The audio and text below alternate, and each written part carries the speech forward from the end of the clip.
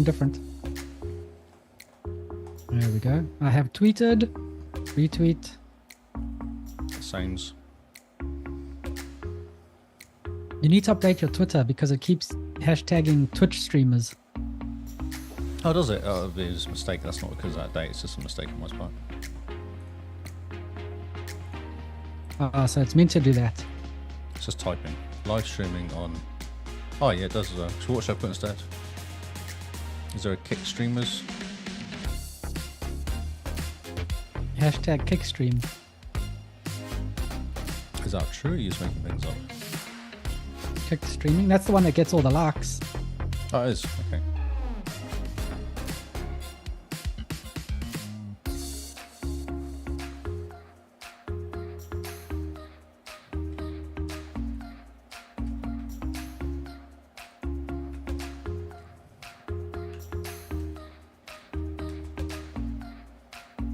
Okay, next time. We'll be fine.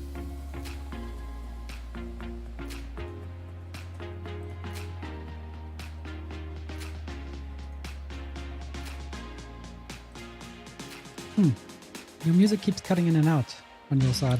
Wait a minute. That's because I've not gone tick box. Oh, there we go. Man, that makes a huge difference.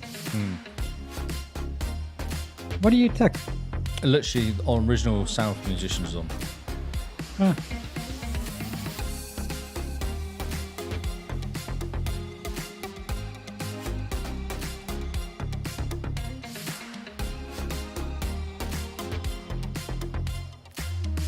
Oh, what is this that we're watching? Dead Island 2. Oh, I played it this week. And nice. I think you're giving spoilers away. Luckily, no one's here yet. Lee doesn't care. No, he doesn't.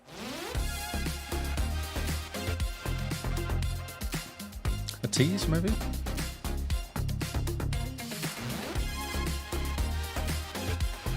That's weird. Chat's not working on YouTube for me.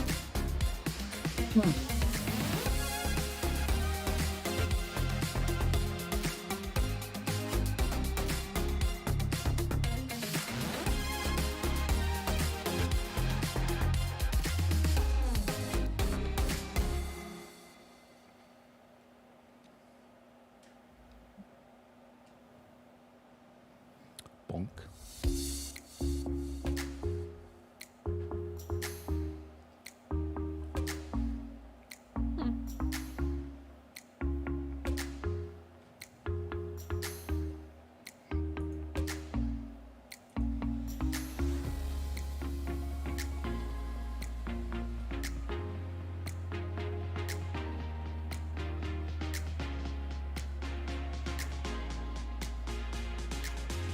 I don't know. Yeah, I don't think YouTube's working for me, so I can't monitor the chat there.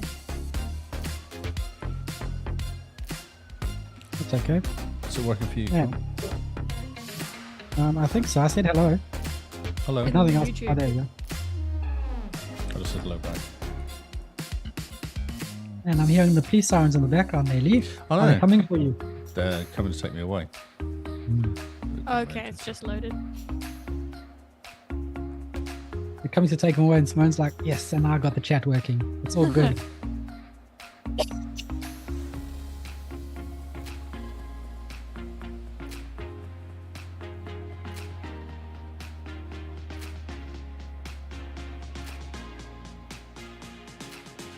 What are you talking about now? Are you in a match? So low in us now. What are you playing?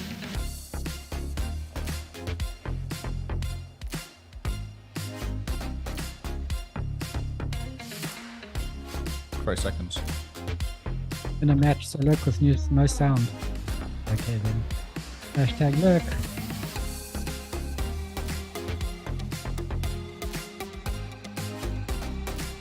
You know, back when I was in high school, lurker was A guy with Was the puppies? an Missing the insult. puppies?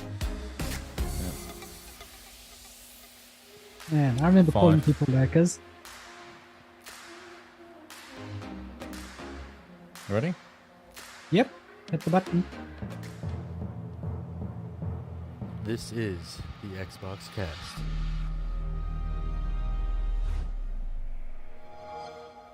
Hello and welcome to Game Face by the XboxCast. We three are here to bring you our gaming adventures, and we promise it is the final episode of the April Achievement Wrap-Up. We have managed to drag this out almost midway into May, which is a new record for us, but we promise you this is the last month because the winners have actually been found. No matter where they were hiding, we dug them up from under the rocks, we found them, we yelled at them, we grabbed their faces. We had biscuits, we encouraged them out of the hole they were in. Yep. Well, for some of them we had to drag them by their feet, but we have found the winners. So guys, this is the last April Achievement Challenge wrap-up episode for 2023. You can all collectively breathe a sigh of relief. And joining me tonight is Simone and Lee. Let's start with Simone. How are you doing tonight, Simone? Pretty good, actually. I've had a headache for the last couple of weeks, and today I'm actually headache-free. Oh, that's pretty good. I'm pretty stoked, actually. It didn't occur to me that I was missing a headache until you asked, so thank you. Oh, you're welcome. Mr. Lee, how are you doing? I'm okay. Do you know we've been talking about the April Achievement Challenge since about January as well? Yes. So it's truly time to put it to bed for this year, I think. The only time we're going to mention it again is probably in December with our Game of the Year award wrap-up. Oh, yes. Very true. Because of the amazing games we played last month. Well, that, and because we tend to look back over our events. Oh, I see. And I thought you were going to pick talk a about gem. how wonderful they are. Pick a gem from the April Achievement Challenge games. Yeah, isn't that a hard? It's a hard. It's like an oxymoron. Yeah, like what was the best game you played during April? Well, that's That was April. Yeah, best game and April don't go in the same sentence. It's very true. Yes. Actually, last year though, I played What Remains of Edith Finch. True. Okay. Do you know I've not played that game yet? Oh, And every year I go, I'll play that in April, and every year I forget to play it in April. no! I might just play it. Just do it. Just play Just it now. do it. Yeah. It's Play it so now. good. You have to. Yeah. Okay. So Lee's I'll all do right. that. Simone's all right. Yeah, it's all right. It's we're all raining right. here. It's like a storm blowing. Auckland's flooding it again. Oh, For my like the word. Just for third something time this year. different. Yeah, just for something different. Just shake it up a bit more water. That's what we need. Yeah. One of my friends put on Facebook, just when they thought that their water would get dry, here comes more water to keep it nice and wet. That's right. More water on your water. Yep. Sometimes, I it's don't- instant water. Just add water. I don't think there'll be a drought this year. I think it should be okay. Yeah. Oh, interesting. But It's aren't you not going to summer get some? Aren't you going to get some very bad wine because of it?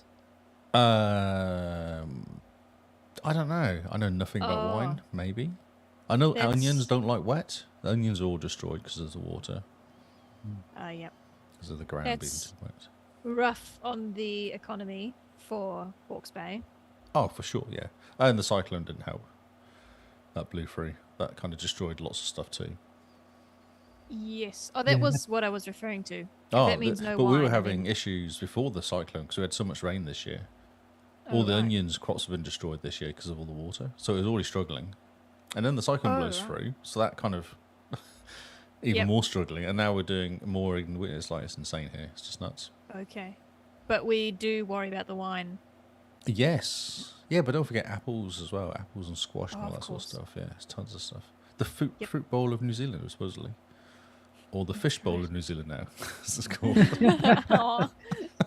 You Full guys of should pivot dirty to water. seaweed. Seaweed, Yeah. yes. There you go. Start selling sushi. Yes. That's right. Before we left, in Napier alone, within a 5k radius, there were 5 sushi places. Oh, yeah, we like sushi here, yeah. Yeah. Except now you've got bubble tea places as well. Oh my god, don't talk to me about bubble tea. It's not right. It's It's calling. unnatural. I don't want chewy drinks. It's not right. It's gone from Melbourne. It figured out where you were, Lee, and it's finding out. There's a It's getting couple in closer. town as well. There's not just one, there's a couple in town for some reason. It's getting closer. Just now, when you go down to your local dairy on the corner there, you're going to wander in, and the first thing they're going to be like, "Oh, Bubble we've tea? got a bubble tea machine." Yes. You're like, Great, I'll just push it over. Here's a bubble tea. Take your bubble tea. Oh, you're going to order takeout, and the Uber Eats driver is going to arrive. You're going to say, "Oh, it comes with complimentary bubble tea." That's Lee, right. we've been looking for you. You're going to get a phone call in the middle of the night. we would like to talk to you about this bubble tea. I can't be the only person that doesn't like bubble tea, surely. The whole country. I think you are the only person that doesn't like bubble tea. Well, Kyle, you're a little bit in the middle. You're happy with bubble tea as long as it doesn't have tapioca in it. Which Yes. is the bubbles. No. There's two types. There's the popping pills, which has the fantastic deliciousness inside of They're them. popping pearls. Oh, And pills. pills. He's popping pills. We're family now. friendly here. And Popping then pills with your bubble tea. Tapioca, that's the jelly nonsense. Like the jelly That's nonsense. wrong. It's just wrong. Yes, exactly. See? Jelly Yes. nonsense, go away. Yeah. Popping pearls, they can Those stay. are cool. I can pop Yeah, pills. those are I can cool. do that. I think They're you should give it a popping- bash. The popping pearls are quite nice. It's they're full of just sweet syrup, like juice, in the Okay. middle. So you got juice in your juice. Juice. I don't know if I want juice in my juice. Get your juice. You out don't of know my till you juice. try it. True. I'm. And Tony's never had bubble tea in her life. That's What- weird. She's got a kid. Like, just take the kid and she'll show you. Yeah, actually, has your kid had it? I don't think her kid's allowed outdoors though. She doesn't let her do stuff like that. She has to just do like digging and stuff. Oh man. Okay, so what we need to do is find someone to come knock on your door on a Sunday afternoon. They'll knock on your door, you answer it, and they go, "We would just like to take a few minutes to talk to you about bubble tea," and start handing you pamphlets. And that's when you say, no, thanks, I'm not religious. What is it? I like We could the Black Books one. What's the name of the guy, the Irish guy who invites them in and just starts questioning Yes. them and like asking them Yes. questions about their religion and stuff, and they end up wanting to leave because it just gets really into it. Because being Catholic, he's into it anyway, so he understands the Bible. So yeah, it just freaks him out. Oh, That's yeah, what we funny. need to do. That's what you need to He do. was avoiding doing his taxes. That's right, So- he was, wasn't Do he? you have a moment to talk about Jesus? Yes, I do. Yes. Come on in. What's he up to these days? So good. So good. We went to go see him live the other Yeah, Monday she night. said, yeah, amazing. Yeah, he's very good. He's just like he is on Black Books. Exactly. He plays one character and it's just him. Yeah, What's his just- name again? Angry. Declan or something? Dylan or something? Dylan someone? Yeah. Dylan Moran. There you That's go, it. there you Yes. Kyle, we saw him live last week. I know, but Yeah, he's got I brain. know Dylan. I know his name Dylan, but what's his surname? No one knows his surname. Irish He's man. had too much bubble pearls, tea, pops, pills, Yes. and he just can't do it anymore. Ah, yes. Yep. Well, since we've promised the listeners that it is the last April achievement update, the sooner we get into it, the sooner we could be done for this year. So Yes, sounds good. we'll just give a rundown quick about why it's taken so long. We've had a couple phases for April Achievement Challenge. Phase Yep. 1, everyone actually plays the games and gets the points and does the steps and touches the grass and stands on their head and spins around. And then they get all the points and the graphs go up and everyone's happy. Then phase 2, 1 second, where- Carl. 1 second, just interrupt. Did you know about phase 2 properly? Did you know there was points to be handed out? Because you seemed quite surprised last week when we said, "Oh yeah, I get bonus points. Simone gets bonus points." You're like, "What?" no, I understood that there were points to be handed out in phase 2. I didn't understand why you guys got points. Ah, so jealousy. No, fairness. Tight ass. Well, then do you want to talk about phase 2, Mr. I got points and someone didn't? Oh, okay, fine. So phase 2 is for special people that actually put their hand into their pocket and give us money, patrons, and also sponsor the Discord. I guess, what do you call it? Subscribe to the Discord. Yeah, Yeah. boost. Boost, that's the word I'm looking for. Yeah, if you boost the Discord, you get points, and you can choose. Simone, as it kind of evolved, didn't it, over the month for that boost? It evolved from just being 1,000 steps or something, or 1,000 points to options. That's right. I got excited, and so I kept coming up with new things to do. Yes, you did. So what did you? I'll bring them up. What were the crazy things that you could do in the end? So it was different things with different steps and points and. That's right. So if you gave us money, then we gave you some rewards, and I sorted everybody in order of, well, we went firstly, you and myself. Yep. Because we're the least important in the I wouldn't say competition. that.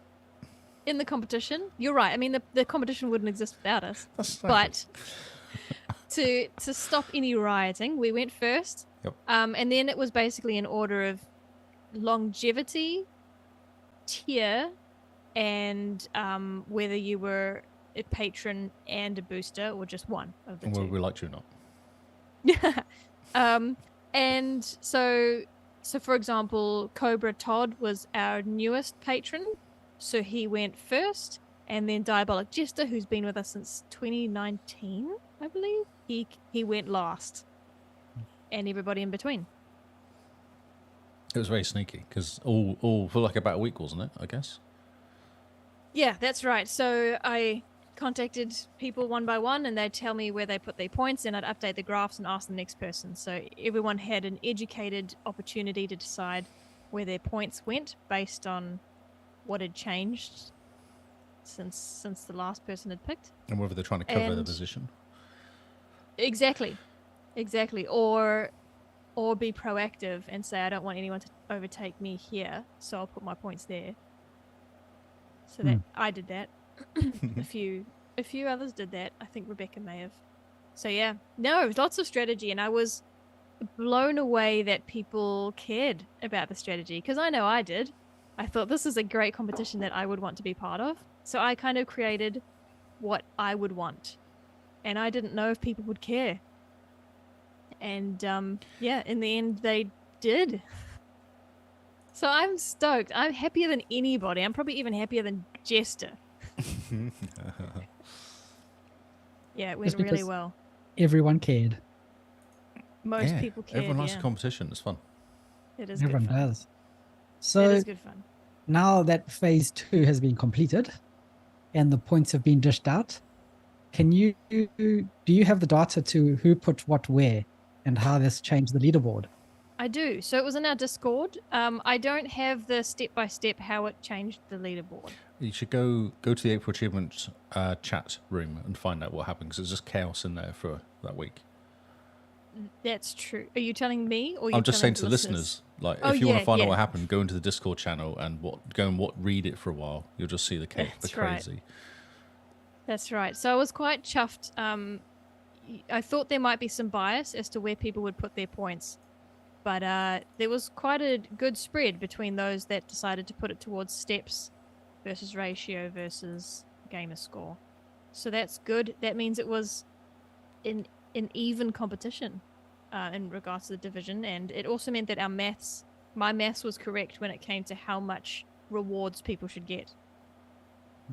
So yeah. Yay me. I feel like it was half a fluke, because I looked at the numbers and I'm like, okay, I had to work out whether 1,000 GamerScore was worth it as a reward, or whether 0.1 ratio was worth it as a reward, whether it would do anything. And it looks like it worked. It worked out okay. Yeah, it looks like it did pretty well. Yeah. And it showed that everyone understood the graphs, at least, which was quite cool. That blew my mind. I was worried that I was going to be too convoluted and no one would really get it and they'd just not care. But most people got it. People like strategy. People like to think about stuff, especially gamers as well, because it's all numbers, isn't it? So it's fun. Yeah, that's what I was hoping. There was some confusion, the difference between 0.1 and 0.01. Yes. Yes. Which I think is fair enough. Even Kyle got caught out by that one. Yeah. But no, 0.1 is a big difference to 0.01. Yeah, I mean, if I was given points, I probably would have gone for ratio, since I sorely needed it. Oh, yes, that would have helped you a lot with 0.1. Question was, who would you have overtaken? Maybe just one person. Maybe Michael. Maybe just one person, yeah. One person counts. That's right. So It in would have phase put 2. Australia higher up. Yeah, exactly. It would have. We would have won, Kyle. So in phase 2, when we were giving out the bonuses, bonuses got handed out to 1, 2, 3, 4, 5, 6, 7, 8, 9, 10, 11, 12 people, and we had 16 participants, or 15, I think. So Yeah, most had points to spend at the end. Yeah, it was kind of fun. Okay. Well, let's stop mucking around and let's really release the results. Wasn't. Yes. So for ages and ages, as the month went on, Keo was in front. Keo Live at Home, who is he was our Hall of Gamers representative this year. Everyone else was too scared to come back. And I say that because he's now their newest host. So he's up there. He's a big shot. Now we couldn't let him win. No, we like him not that much. And we do like him a lot, but not that much. Yep. And Jester got off the couch. He recovered from COVID, started doing steps again, started gaming again, and he was neck and neck with Keo, backwards, forwards. And it all came down to ratio, really. As soon as you increase your gamer score a decent amount, your ratio goes down. So we had a lot of backwards and forwards, and it all came down to the bonuses in the end. It's very fortunate, and I'm sure Jester's very grateful for having been a patron for this long, that Jester got to go last. So he had the best chance to win at the end there, get above Keo. Now, Keo, he's not a patron, so he didn't get any bonuses. So it really was all up to Jester. And just before him, Scarred for Life, he put his points into GamerScore, which I think allowed him to overtake one or two people. And then, but not Jester. Jester was really out of Scarred's lead, so no matter what Scarred chose, Jester was pretty safe. And then it was Jester's turn, and he put both of his bonuses into ratio, and that had him overtake 3 different people and win the competition by 2 points. Man, It's crazy. It's all very exciting. We were sitting in bed while you were doing the updating live as people were telling you what they were doing. Yep. You were updating all the graphs. Man, it was quite exciting. It was pretty good fun. I said, because I've got a spreadsheet, it's all in Excel, and then you put it into Tableau and then you publish. I said, Kyle, look at these numbers. And all I did was Control Z, Control Y, Control Z, Control Y. Look at these numbers moving. Man. It's so much fun. Very exciting. So the completed graphs are now on the website, are they not? Oh, they Yes. are. They're actually on screen now. Brilliant. So that's the final standing for basically April Achievement Challenge 23. Yeah. I'm happy. I came 7th, joint 6th, Oh, yeah. which was all right. Out of That's everyone, not where too did I come? 5th, 7th, 8th you came. 8th. That's not true. No, it's not true, no. I was going to say, well, I mean, good job to everyone else who passed me, but if Leah had passed me, I'd have been like, That's true. You came 3rd equal, Kyle, with Chili Dog. Ooh. So the fact that you didn't have any bonuses and still came 3rd, that's pretty good.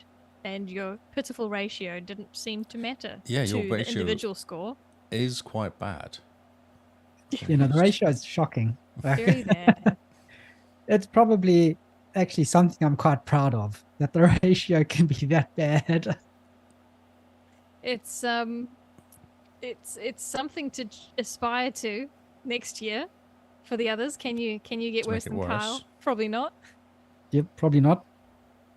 But still, a great fun was had by everyone else, and was fantastic to have so many people join, actually. Yep, record year this year. Record. Fantastic. Which means that as of this weekend, the April Achievement Challenge channel in our Discord is going to be archived and put away for next year. And then we're going to start livening up the Back to Your Backlog channel. Oh, Yes. yes. So we should Start talk thinking about... that. There was a bit of confusion at the end of the competition, wasn't there, Simone? Oh, When it came do to you have to who bring won. this up? Oh, no, because I don't know what happened, that's all. All I know was confusion. Oh, okay. It didn't make a difference to Jester's win. No, but it made a difference to something else, though, didn't it? It made a difference to Scarred for Life's final placing. Oh, no, I was talking about the country rankings. Oh, the country rankings? Oh, No, okay. we don't well, need to. No, we're moving on now. It's done. You're right, actually. Actually, yeah, that did make a difference. Yeah, okay. Yes. So I've had a really weird week where my brain's not really working that well, and I'm making really silly little mistakes. Luckily, nothing too bad. In the grand scheme of things, this is the worst mistake I've made this month, so that's not too bad. It's just numbers. It's just a little competition. However, Scarred for Life DM'd me with where he would like to put his bonuses. He said, I'd like to put both my bonuses towards GamerScore. So I said, great, cool. And so I went to my spreadsheet and I put his bonuses towards ratio. I don't know. I don't even remember thinking twice. I just did it and updated the scores and then said, okay, Jesse, your turn. And I would not have noticed had Scarred not said, oh, I did put mine to GamerScore, but it's fine, leave it as is. Of course, I can't leave it as is. So it's all correct now. However, had I not corrected it, New Zealand would have won as a team by 1 point. And now we're tied. It's tied. So, what a year. It's After crazy, actually, to be backwards tied and forwards. after all that gaming and messing around. All month All month, yeah. to be tied. To be tied at the end, yeah. It's insane. Nuts. Nuts. And you know what? You know what? Michael's ratio was so low. Kyle could have overtaken him for an extra point and Australia would have won. I like how you blame me. But oh well. I did not know this. No, well, I mean, everyone was looking at the numbers and Kyle really wasn't looking at the numbers. I was watching my GamerScore go up too much. That's right. He was watching himself and he was watching Lee, and that's all he cared about. Yep. Had to just equalize and then just slightly pass Lee. Yep. That's all it did. You did well. But you're happy, Kyle? I am happy. Look at me. I'm fat and happy. And how are you? Are you happy with what you did, Lee? Yeah, I feel like I lost 2 weeks due to work. So I kind of, you look at my score, I did loads at the beginning and then loads at the end and nothing in between it. Yeah. So yeah, that kind of broke me. Work broke me for a bit while trying to get into the routine of it and stuff. Yeah. That's my excuse. It's an excuse we will take for now. Oh, okay. Well, I mean, I had 4 or 5 days where I couldn't game at all, and you know, actually there were a few in the competition that had road trips in April, which meant not a lot of walking, a lot of sitting in a car. Someone got sick. Yep, Jester got COVID. Chili Dog also had a day or two off sick. So you never know. It's like the Olympics, you know. You can train for 4 years and then on the day you get COVID. What can you do? Life happens. That's exactly what achievement challenge is like, the Olympics. That's right. That's right. And jokes aside, I know you're kidding. Jokes aside, the idea for a country aspect to the competition was inspired by the Olympics. Even though there's no Olympics this year, it's next year. I didn't really care. I still like the idea of teams, and so I did it. Yeah. Good. And everyone Good gets job. a coin as well, which arrived last week, the coins. So that photograph was not my hand. I asked her to send a photo to make sure we were happy with it before she printed brilliant. the rest. Okay. So she's printing the rest now. Yep. And they'll be shipped to us and arrive before probably next week or the week after, and then we'll start shipping them out to people. That's awesome. I'm very excited. The coins look fantastic. Yeah, look amazing. So the final thing for April Achievement Challenge is that we were going to go through and just give a quick shout out to people who did like personal milestones and stuff. The one guy that super impressed us is Ozba Fanatic. He really took to heart the steps competition, and he was pushing hard on the steps every day. And how much he ended up losing about 6 kgs or something. Yeah, something like that. It was I think insane. it depended on which scale he was using. The doctor's scale was a bit sus. But yeah, his one at home, I think, maybe 5 or 6 kgs. Yeah. And he said he's continued going as well. Yeah, Oh, that's fantastic. He did like 6K Really or something good. the next day. Just kind of casually. Yeah. He was like, oh, that's really good. 6,000 steps. Good job. I mean, good job, Oz, for just taking on board with the steps and outdoing yourself, doing more than you thought you could do. And of course, Super cool. thanks to shout out to Scarred for Life on his steps. He gave Diabolic Jester a run for his money. He kept that very quiet. Oh, yes, he did. Jester thought he had it in the bag, I reckon, because he knew that, well, in his mind, he knew that he was the only one doing steps. And Scar didn't say a thing. Yep. Scarred is very sneaky about that, just keeping He the is. steps to himself. Very naughty. But I mean, good job, Diabolic Jester, for getting COVID for a week or 2 weeks or whatever, and then still managing to come back strong. Yeah, straight back into work, actually. I think he was only off for a week. Yeah. Oh, yes, our chat is reminding us that one or two of the contestants had a hangover during the competition and got no steps. So, actually, shout out to Cobra Todd for getting a hangover, because if you didn't, I wouldn't have overtaken you in steps at the end of the month. So, Oh, they good work. yay, Team Australia. Brilliant. And shout out to Chili Dogs for her first April Achievement Challenge and coming third. Absolutely. And a shout out to Kier Live at Home for his first achievement challenge and coming second, very nearly first place. Indeed. And saying he doesn't Really? not paying attention or something. You're saying so. I was like, yeah, right. Yeah, he I don't wasn't even believe that for a trying. We second. believe you. I would like to give out a shout out to Mark B. Now, he was always quiet in the Discord. Mhm. The solo representative of the UK. It was meant to be two of them, but he did it himself, and he did extremely well. 28 points he got. Yeah, that's right. And he was second No, same- highest. Oh, yeah, on... Third no, highest for he's in the middle GamerScore. in there, was he? For GamerScore, he was third highest. So it was Kyle, yourself, Lee, and then Mark. Oh, that's right, GamerScore. because I pipped him at the end. That's right. Yeah. Yeah. So very good. Very good. Good Everyone job. did And super well. he was super quiet, Mark B. Just quietly there. He was. We had half the contestants in the competition this year were new. So He's that was actually really exciting. Hog as well. He's from Hog too. Mark B. Mhm. Okay. Oh, And then Cobra Todd was also from Hog, so we had quite a few representatives there. Yeah. And he came second for ratio, just behind Kingsman. yeah. We got to give Zero. Kingsman a shout out for that. That's right. 0.01. 0.01. Not 0.1, 0.01. And he said he difference lined there. it up perfectly as well, because he had ours on his side, because he's in the US, so he lined it up That's- perfectly. Right. So Kingsman, our ratio champion from last year, he had a goal this year, similar to Kyle, but his was to win in ratio. And he did it. Insane.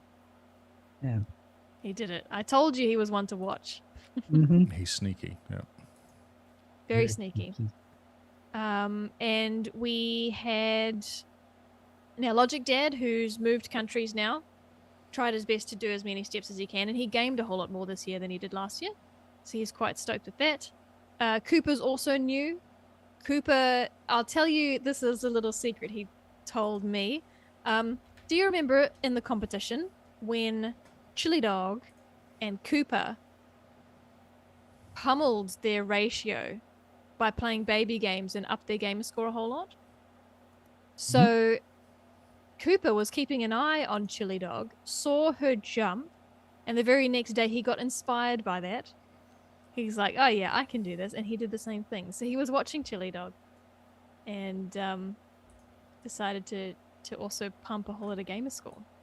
Yeah. So yeah, a little bit of strategy going on there. And let's not forget that although Scarred for Life has been in our community for ages, he didn't participate last year.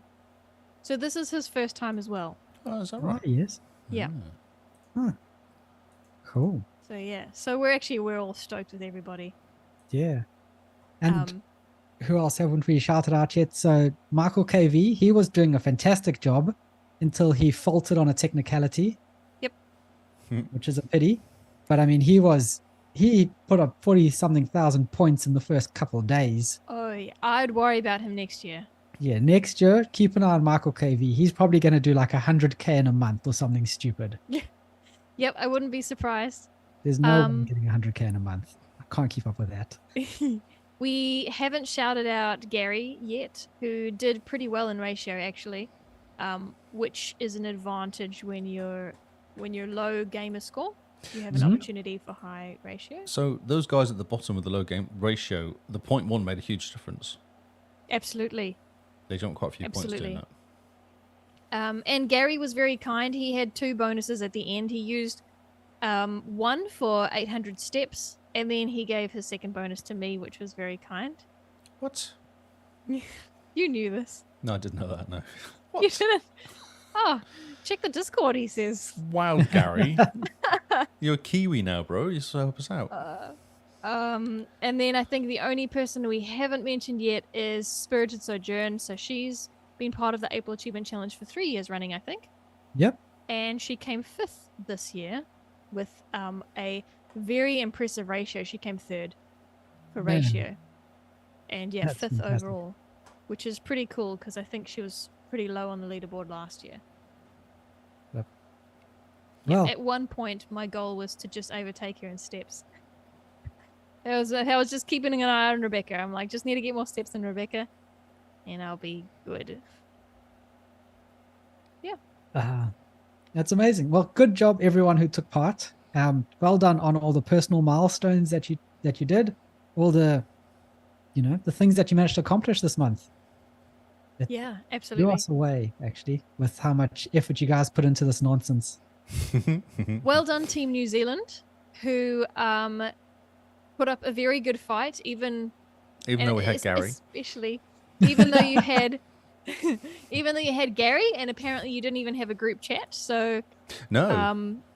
yeah, you guys understood the assignment for team, because I know Chili Dog was really team player in this. Yeah, and me and Chili Dog talked, but not really that many tactics. But she kept encouraging me to do more. That was what she kept saying.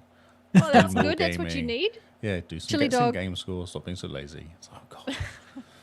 If Chili Dog was a cheerleader, would she be dressed up as a hot dog or a sausage dog? Sausage dog. Sausage dog. Okay. Yep, there we go. Team New Zealand mascot. That earned like the most points for their country. Actually, yeah, that's true. I think. She did. She New came Zealand. third, so yeah. No, well, Keo earned the most points for his country, and then Chile next. Jeez. Good job, everyone. That was fantastic. That's probably the best event we've ever run, to be honest. Oh, it Oh, for sure. absolutely is. Yeah, because community involvement. That's why. Yeah, people Definitely. love the graphs. Good. That was the first year doing graphs, and so I'm Oh. glad it went well, because it was a bit of a headache leading up to it. Oh my word, trying to get those graphs on the website was such a pain. Yeah. That's right. Several hours put into that before April even started. Yeah, you guys have no idea how much blood, sweat, and tears was poured over the website for you. So visit the website. Look at what blood, sweat, and tears gets you. Fantastic graphs. And also, we have to, as a community, just shout out to Simone for doing such a fantastic job on those graphs. Every day, an update. She put an update into Discord with the movement, with who was overtaking who, with who was all the way down from the top to the very bottom of the leaderboards. Just a fantastic job all around. So Thank you. round of applause to Simone. Yes, the write-ups were cool. Yeah.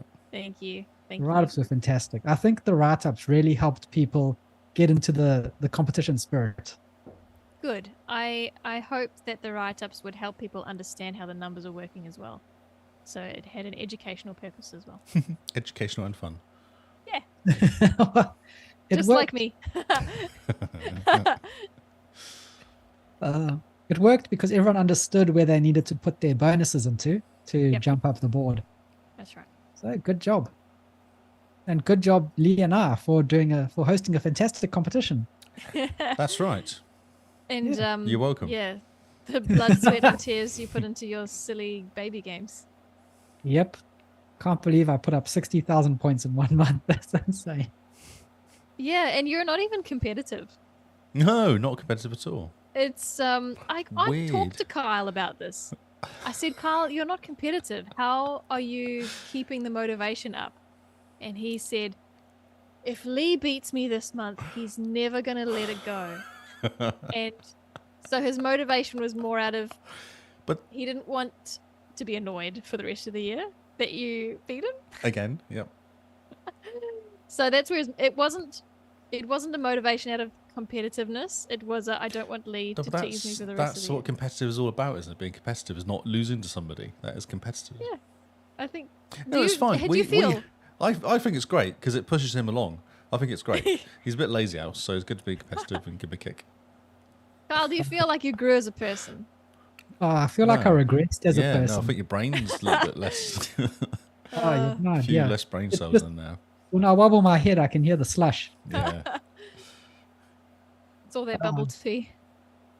Yeah, all the bubble tea. Yeah, see, Well- Chili's the same. She just wants to beat me. That's basically what everyone wants to do. Oh, I know, it's good fun. And It's Chile, hilarious. she is competitive. She is competitive, yeah. And if you look at me on the board, you wouldn't know it, but I'm extremely competitive. I But you're could have done competitive in better. different ways, I think. I did not want to be fifth last. Let's just say that. Where did you come? Oh, no. Yeah. I wanted to beat Kingsman. I forgot I was miffed about that. And Kingsman What? beat me. Oh, yeah, Whatever. beat you. Doesn't matter. In ratio or gamer score? Overall. In the whole leaderboard by 3 points. So, Because he yep, no, doesn't let's- walk, so... That's right. Let's move on. Let's move on. Indeed. It's hilarious. Well, what a great April Achievement Challenge. And now we have wrapped it up. Good job, guys. Yeah, yes. Good job, yes. guys. Till next year. Till next year. New Zealand versus Australia again. Yeah, we'll just try to get some other countries involved. Yep. So if you guys are excited about taking part in our community events, jump into our Discord. Check out our website because it's all there. All the information is there. You can jump into Discord, rib each other up, just to give each other a hard time and see what you can do. The next one is more of a personal challenge. It's not really a competition per se. It's a challenge to play a game in your backlog. This What is games? Yep. anecdotally, this is the people's second favorite event of the year. Oh, Play yeah. backlog, Is it because we're getting into winter and no one else has anything else to do? It means, I think, that knocking off games from your backlog, and we provide the motivation to do that, is a really nice dopamine hit. And Mhm. so everyone finishes June feeling really good. That's a good point, actually. So, do we have any ideas about what games we're wanting to play in June? Considering, remember now, that Diablo 4 is coming out on the 1st of June for those of us that pre-ordered the Ultimate Edition. But that's not a backlog game, is it? I Although, pre-ordered it. if I play the beta in a couple of weeks, does that then become a backlog game for me? I don't think it can count really. You know, Why? I think you were mentioning it, Kyle, as like a distraction game. Like a whoopsie. No. If I play this see, game, it's a you whoopsie. can't. No, not actually. That's like breaking the rules and achievement challenge doing console commands. That's basically doing console commands, that is. Yeah, you Except can't have too much fun. the only one you punish by not taking part in June properly is just yourself. can No, I live think with you're that. letting down the whole podcast. You've got to set an example. Okay, Mr. Lee, what game are you going to stick with for all of June? I have no idea, actually. I've got so many games on my backlog. I have like about 300 games on my backlog, so I can probably find one I can play. Oh, that's amazing. I feel like I should finish Mass Effect, the first Mass Effect. Oh, that would be a good Oh, one. yeah. Yeah, because I did start playing it, and then stuff happened. I even bought it on disc. I've actually got it on disc. The what do you call it? The definitive edition, whatever it's called. Man, okay. Yeah. Mass Effect is So a it could be- contender. Yeah, it could be a good one. It's a good like 25, 30-hour game, isn't it? As well, so it's a Yeah, good it amount is. of time. But I mean, the way you play games, 25 hours is what, a week? Mm. A weekend, but yep, sure. Especially now in winter, not Yeah, going that's outside. right. Yeah. The dog's really funny tonight 'cause it's absolutely hammering down outside. And I came home, the dog gets excited. I opened the door, he went outside and came back in again and sat down and barked at me. I was like, bro, if we don't go out now, we're not going out. And I just stood there for a while, the door. I kind of like, okay, so I shut the door. He lay down, and then I was open the door again. He kind of like, he was like going, I want to go out, but I don't know if I should because it's raining. I was like, bro, come on, just such a wuss. Oh, he's getting old. No, he's always been like that. No, he's always been like that. Even as a puppy, he was like that. He wouldn't go Not a outside if fan it of was the raining. rain. No, he doesn't like the rain. But then when he's out there, he forgets, and then he gets soaking wet, so he's okay. It's just the initial shock. But he's been stuck indoors all day, so it's probably been nice and warm and cozy. So Yep. warm outside, cold, wet. He's like, nah, not really sure about that. And then back in the house again. Dumb dog. Yep. Oh, that's funny. Yep. He's got the right idea. He I'm has, surprised he didn't lie down and like hand you the Xbox controller. Just chill out, bro. Jump on the couch next to me. Give me the controller. Say, just sit here. It's fine. Yeah, it's okay. It's okay. We don't need to go out. It's okay. That's what I needed to shut the door and go, right, that's it. I'm done. I'm fine. I'm quite happy not to go out because I'm freezing and, it's wet. Yep. But I felt bad, so I took him out. Oh, yeah. And then he forgot about it and splashed around everywhere. Oh, yeah, for sure. Yeah, came back soaking wet. Yep. Wet and happy. Wet and happy, yes. Oh, brilliant. So you got Mass Effect. That's a possibility. And Simone? Well, you and I both know that for 2 weeks in June, we're not going to be in the country. Yes. So I'm umming and ahhing whether where's my voice gone? Too excited about April Achievement Challenge. Pick a game. I'm wondering if maybe I should pick a game that's on xCloud. Ah, yes. Because well, that's the only thing I can play while we're away. I don't know what I'm playing. I'm going to be starting a brand new game. Ooh. I think, and I have 74 games on my I want to play list. So I'll narrow that down to see what's available on xCloud, and then I have this Wheel of Fortune that I use, and I chuck them in there, and then I let the internet decide. So I'll be doing that. Okay. So that basically doesn't give us a hint at all. Let's have a look. So the list I have here, every time I refresh the page, it randomizes. So I'll read out the first layer, shall I? I've just got it up here.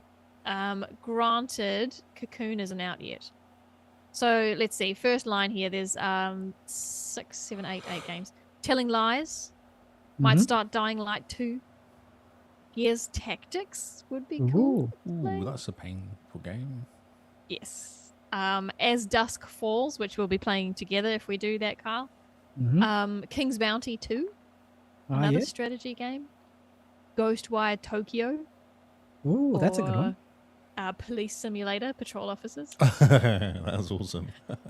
Yeah, so that's without narrowing it down to xCloud games. I've also got Hi-Fi Rush on here. The first Doom. Trek to Yomi is on here. That's and cool. That's a cool little game. So is Cyberpunk. And yeah, even Assassin's Creed Origins and Immortality. So I've got everything on here. There's 74. Okay. That's a bit smaller than Lee's list of 300. 331. So after June, you hope that it's going to be 330. 30. Exactly. Amazing. We'll see, though. Because we're away for 2 weeks, it might be a silly idea to start a new game. In which case, I may just make some progress on existing games. If you did like Trek to Yomi and stuff like that, they're little games. You can do those in one That's sitting true. almost. What is that, 10 hours? It's not very long. It took me a couple go. It didn't take very long to complete. Okay. Yeah. Might pick a shorter game. 5 hours. I did it in 5. Nice. Well, I did the story in 5. I haven't got all the achievements, but that's me. Oh, yeah, that's pretty good going. Yeah. Oh, brilliant.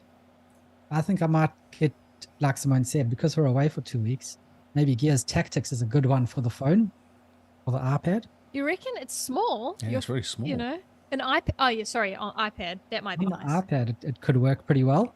Yep. Nice. It's a game that doesn't need huge input response times, so could take it nice and easy.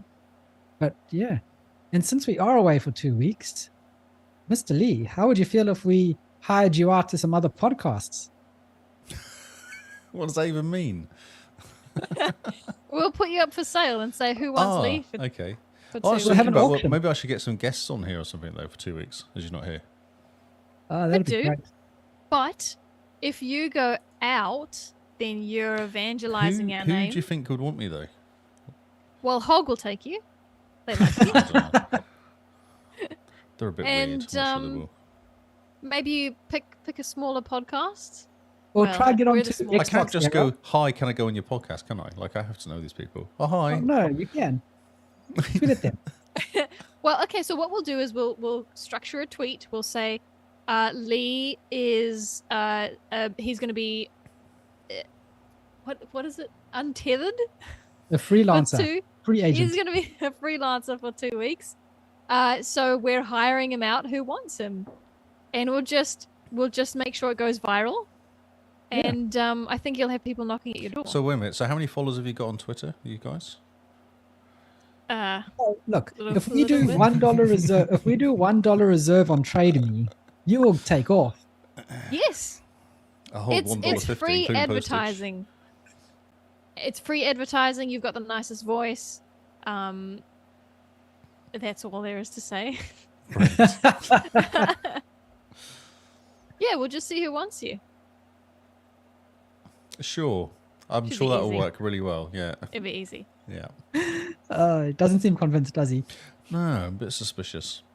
Oh, well. Just think, Lee, for those 2 weeks, if you're on other people's podcasts, you don't have to do any publishing, any producing.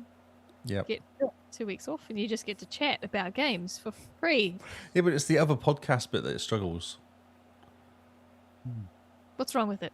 Trying to get other podcasts. No, it won't be a problem. Everybody We'll loves tweet. you. We'll tweet at things. We'll tweet at people. Okay. We'll see what happens. Mm-hmm. So, guys, Keo if you're will have listening- you.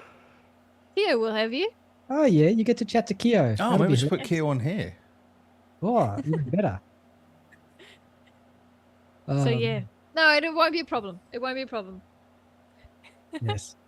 $1 reserve on Trade Me for podcast host Lee. For 2 Podcast weeks. host Lee. Oh, wait, Do you there's a like problem. games? International. This guy though. likes games too. And he's got free time. Book him for Monday, June 25th, whatever day that is. We should move along then. Did you guys play any games? Talking of games.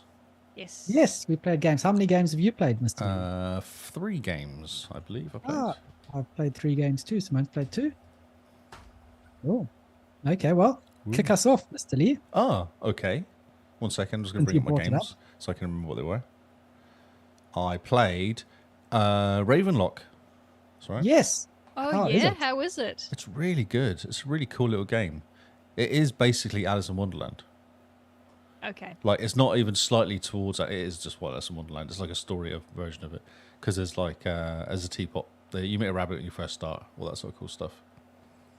It's okay, cool. yes. It's really cool. Is So there it's kind a of, Queen of Hearts? there's a queen. Okay. Yeah. I haven't actually met her yet properly, so I don't know if she's the Queen of Hearts, but Mm-hmm. yeah, pretty much. Because there's one picture of her stood in front of a bunch of soldiers, and they all have those suit uniforms on, like card Is suits. she on. red or black? I don't know actually. I'm not sure. I haven't really might- seen her yet properly, so I don't really know. She appeared briefly and went and disappeared, and cackled at me and disappeared again. So I don't really catch. I mean, you know she's the bad guy. She's the bad guy. So it's kind of cool. You start. It's kind of. It's basically like lots of, like fetch quests, basically. To do all the puzzles, like you have to go to someone and pick up the quest, but that quest would go and get something, but you won't actually necessarily go straight to get. You have to go to get another quest to get the thing for the first person, which leads on to another quest, and all this is kind of crazy. Like each quest leads to the next quest, which might complete the quest you started 4 quests ago when you finally get the feather that you needed. So you just have to kind of go and do every single quest as you plod through. But it's- Okay. Okay. So Yeah. not your traditional kind of puzzle game. No, not at all. No. That is such a relief. I know. It's really nice. Okay. It's really nice. You just have to look everywhere. That's all the one. Because I was stuck at the beginning and I was trying to get this is cauldron, Coldy the cauldron. I couldn't like the cauldron. I need to get 4 bits of tinder. I know, I literally got weird name. Everything's got like, nursery Is rhyme he names. alive? Yeah. Oh, yeah. Talks to you. Okay. Yeah. It's a big Gotcha. cauldron with a face on it. Talk to him. Called Coldy. I think it's called Coldy. I know, it's a good name. So I'd find 4 tinders, pieces of wood, burning wood, to light the fire. I found 3 of them, relatively straightforward. Could never find the 4th one. And I was searching everywhere, and I realised that there's a weird camera thing, because the camera's fixed, and you're always looking at it sideways. But you can kind of walk towards the camera if there's a path there, and it takes you to the page or the screen before you. That's behind you. But it doesn't tell you this at all. And I found this bit of tinder by literally walking down a forest path and going, wait a minute, there's a path down here. And then kind of going back on myself and found it in the back of this little weird... So you have to look everywhere on every single map for anything that you need to find. Yeah, okay. Yeah, so that's one tip I give to people when playing it, is just keep searching, because you will find it. It's not hiding from you, it's not hard, it's just in some random spot that you need to go near, and then it will light up the kind of screen as you're going close to it. Oh, we've lost Simone. She's muted herself. That doesn't sound too bad. No, it's fine. No. There's 3 main... You have to kind of get 3 main baddies before you get to the queen. And I swear within half an hour I'd fought and beaten the first baddie. Like, it's really kind of quick. It's only a 4-hour game. I think the whole completion is like 4 hours. But I'm like an hour and 2.5 hours in. I've completed 2 of the baddies already. And I'm about to go and get to the 3rd one now. Yeah, it's a real short little game. It's kind of perfect. It's perfect size. 4 hours is a really good length. Well, Ravenlock is on my list for next month. Play it. It's awesome. You'll love it. It's perfect. Okay. It's a really cool little game. Thank you. That is super helpful. I was worried it would be too puzzly. Too puzzly. I know. I had the same feeling. Yeah, exactly. Okay, that's good. You just got to walk around and talk to everybody and touch everything. And the fighting's relatively straightforward as well. Like, I've died. Have I died? Maybe not even died yet in this game. Like, it's really straightforward. And I always play on normal level. I just go whatever it says is normal. I just hit that and just run through it. Unless I struggle, and then I'll put it down one.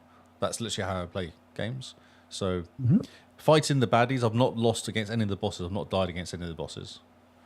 So that's how straightforward it is. And you kind of you start off with 1 power. I don't know, what is it? I don't know what it does. I think it's like a bash or something. And then it gives you another power, which is like a dash. And then it gives you another power, which is like you hit the floor and all this fire flames come up. And then another power is shooting ice at the baddies. And it's like a homing missile one. So that's basically what you do. If you're struggling, you just hit that and then run away. And if you've got lots of baddies, it kind of spreads the power damage across them all. So fighting's really simple. Are there difficulty choices? I don't know. I don't remember, actually. I'm not sure. I just went, next. I just went play next new game. Straight in. You use mirrors for fast travel, which is kind of cool. It's a bit like Alice in Wonderland. Neat. Yeah. So you have to go that sounds great. Yeah, it's a cool look. It's a nice looking game as well. It's really done well. And you start off with your dad and your mum just moving house. So how it teaches you to kind of use the system is going and helping your dad and like find his toolbox, and then putting the toolbox down somewhere. So it just teaches you kind of nicely. Then you help the mum fix the clock. So you're going to go and find some clock tuner or something, and then you pick it. And so that's how it kind of teaches you the game. And pat the dog at the beginning as well. Yeah. Yep, I've heard you can pet the dog. Pat the dog. So you get an achievement for patting the dog. It's easy, and all the achievements are story related, as far as I can work out. Except one where you have to find 18 of these little bunny rabbit things. But I've found like 7 of them, and I keep forgetting. I walk around and go, "Oh, bunny rabbit," but then I'm like, I haven't been looking for bunny rabbits. I've missed all these bunny rabbits, so I kind of worry that I've missed them all. But I'm sure I can go back, and nothing seems to be hidden, so I think you can go back. Some of the baddies are quite cool. Some of the bosses are quite cool to fight against. There's like a big robotic, like a mechanical dinosaur thing that you fight, which is kind of cool. Oh, that's cool. Yeah, it's good. Yeah, it's real fun. Did you play the first one that the developers made? What was it called? The Cocoa Cucumbers, the developers. They made it. Yes, that's right. One? You didn't play that one? You have to give more information. Oh, I thought I gave you as much information as you needed. It's the developers. These are the guys. The developers, they made games. You know, Yeah. games. You play games? Riverbond. Riverbond. Is that it? Or are you referring to Planet of the Eyes? No, not Planet. I've played Planet of the Eyes. Oh. Oh, there you go. Yeah. Cocoa Cucumber. Echo Generation. Those are the River only Generation. 3 games I can see. I think it's Echo Generation is the one. That's the very one with the small little squares. Yes. Yeah, I'm pretty sure they made that. Oh yeah, okay, yes, you're right. It's got a very similar look to Yes. Ravenlock. Cool. Well, other than the Ravenlock girl is not as boxy as the rest of the characters. But I guess that's because she's from the real world and she's gone back into Alice in Wonderland world. I think that's why she looks like that. I've not played Echo Generation. No, it looks kind of cool. Yeah, everybody who played it loved it. So I thought maybe that's how you had figured out that you wanted to play Ravenlock. No, it's purely from watching it last year. And all of us going, that looks really cool. It looks like Alice in Wonderland. And it just looked really cool looking game. Like I really like the graphics and the design of it, the art style. E3, yeah? E3, yeah, it was last year, yeah. Because it was one of those coming out in the next 12 months, wasn't it? I think it's one of those. Yeah. Hey, it came out in the next 12 months. That's pretty good. Look at them go. Sometimes they know what they're doing. Yes. It's a really cool game. Play it. It's fun. Kids can play it as well. It's like it's not like fighting is fine, like it's not hard. And the puzzles are literally walking around doing stuff, so it's not, one thing is when you leave a room and go back again, leave an area and go back again, all the baddies spawn again, which can be slightly annoying if you're trying to jump around and do stuff quickly, but Oh yeah, it's one of those. it's one of those games, yeah. But it is kind of good because if you need to spend money on stuff, like buying, there's two achievements. One's buying 30 potions and one's buying 50 something. So you could just go and hit one room each time, just get some money. So there is that. Okay. Yeah. Cool. I will complete it. I just want to play a couple of games this weekend, so I've kind of played other games. Just started other games as well, just out of messing around. Well, it's cool. It's a nice new game. Everyone's quite excited for it. It's good. And it looks really cool. Yeah. It's cool. Yeah, it's perfect game for you, Simone. I'm going to give it a go. At some point. At some point. It's really short. I was surprised. I played like 2 hours, and I felt like I completed most of the game in 2 hours. In one sitting. I sat there for 2 hours in one sitting and went, wow, I feel like I made so much progress in this game in this first couple of hours. And then found out it was a 4-hour game. I was like, oh yeah, I have actually made loads of progress in this game. It's that sort of game. Brilliant. Oh, that's really good. What about you? Simone? Awesome. Okay, my turn? Yep. Okay, so I surprised myself and kept my word. Last week I said I'd be playing a mixture of Red Dead Redemption and BioShock Remastered, both because they have the word red in them. Yes, for your true achievements targets. That's right. And actually jumped into both of them, this last week. Oh, nice. Yeah, muscle memory didn't take too long. Hang on, I have lost my train of thought. Let's start with BioShock. I finished the game and I'm replaying it and picking up the achievements. And they're all missable achievements. You can't go back and chapter select. So I'm going through with a guide to grab all the collectibles. And I think there's 90-something audio logs. There's 53 tonics. Are those the only 2 collectibles? I think so. So, collectibles. And then I had trouble the other morning where the game glitched and I lost 40 minutes. Oh, no. Yeah, the game crashed, and it's the good old game where you have to manually save. So, yay me. Anyway. Oh, man. Everyone who's listening has just groaned. They've gone, oh, we know those feels. It doesn't happen often enough for me to think it was a possibility. I know what you mean. It kind of throws you all the way back to like the 360 days, of just, games crash. Valhalla, I lost 10 hours of gaming in Valhalla one time from a save. And what happened there? The saves are on the Ubisoft's website or whatever servers. Yep. And something broke and deleted the save. Took me about 10 hours. I logged in and went, and then Googled it, and there's tons of people complaining about it, and I haven't gone back since. Oh, actually, I went back to that game, played it for half an hour, and went, oh, I don't know, I've just done all this before. This is really boring. I don't want to do this again. I'd made loads of progress. I'd kind of got, you get into a rhythm of playing games. You go fast with stuff after a while when you get into a rhythm. And I'd really got into the rhythm of playing it, and then lost all that, and I was like, I don't know if I'm going to get this rhythm back again. I completed some major missions in that game. It's painful, isn't it?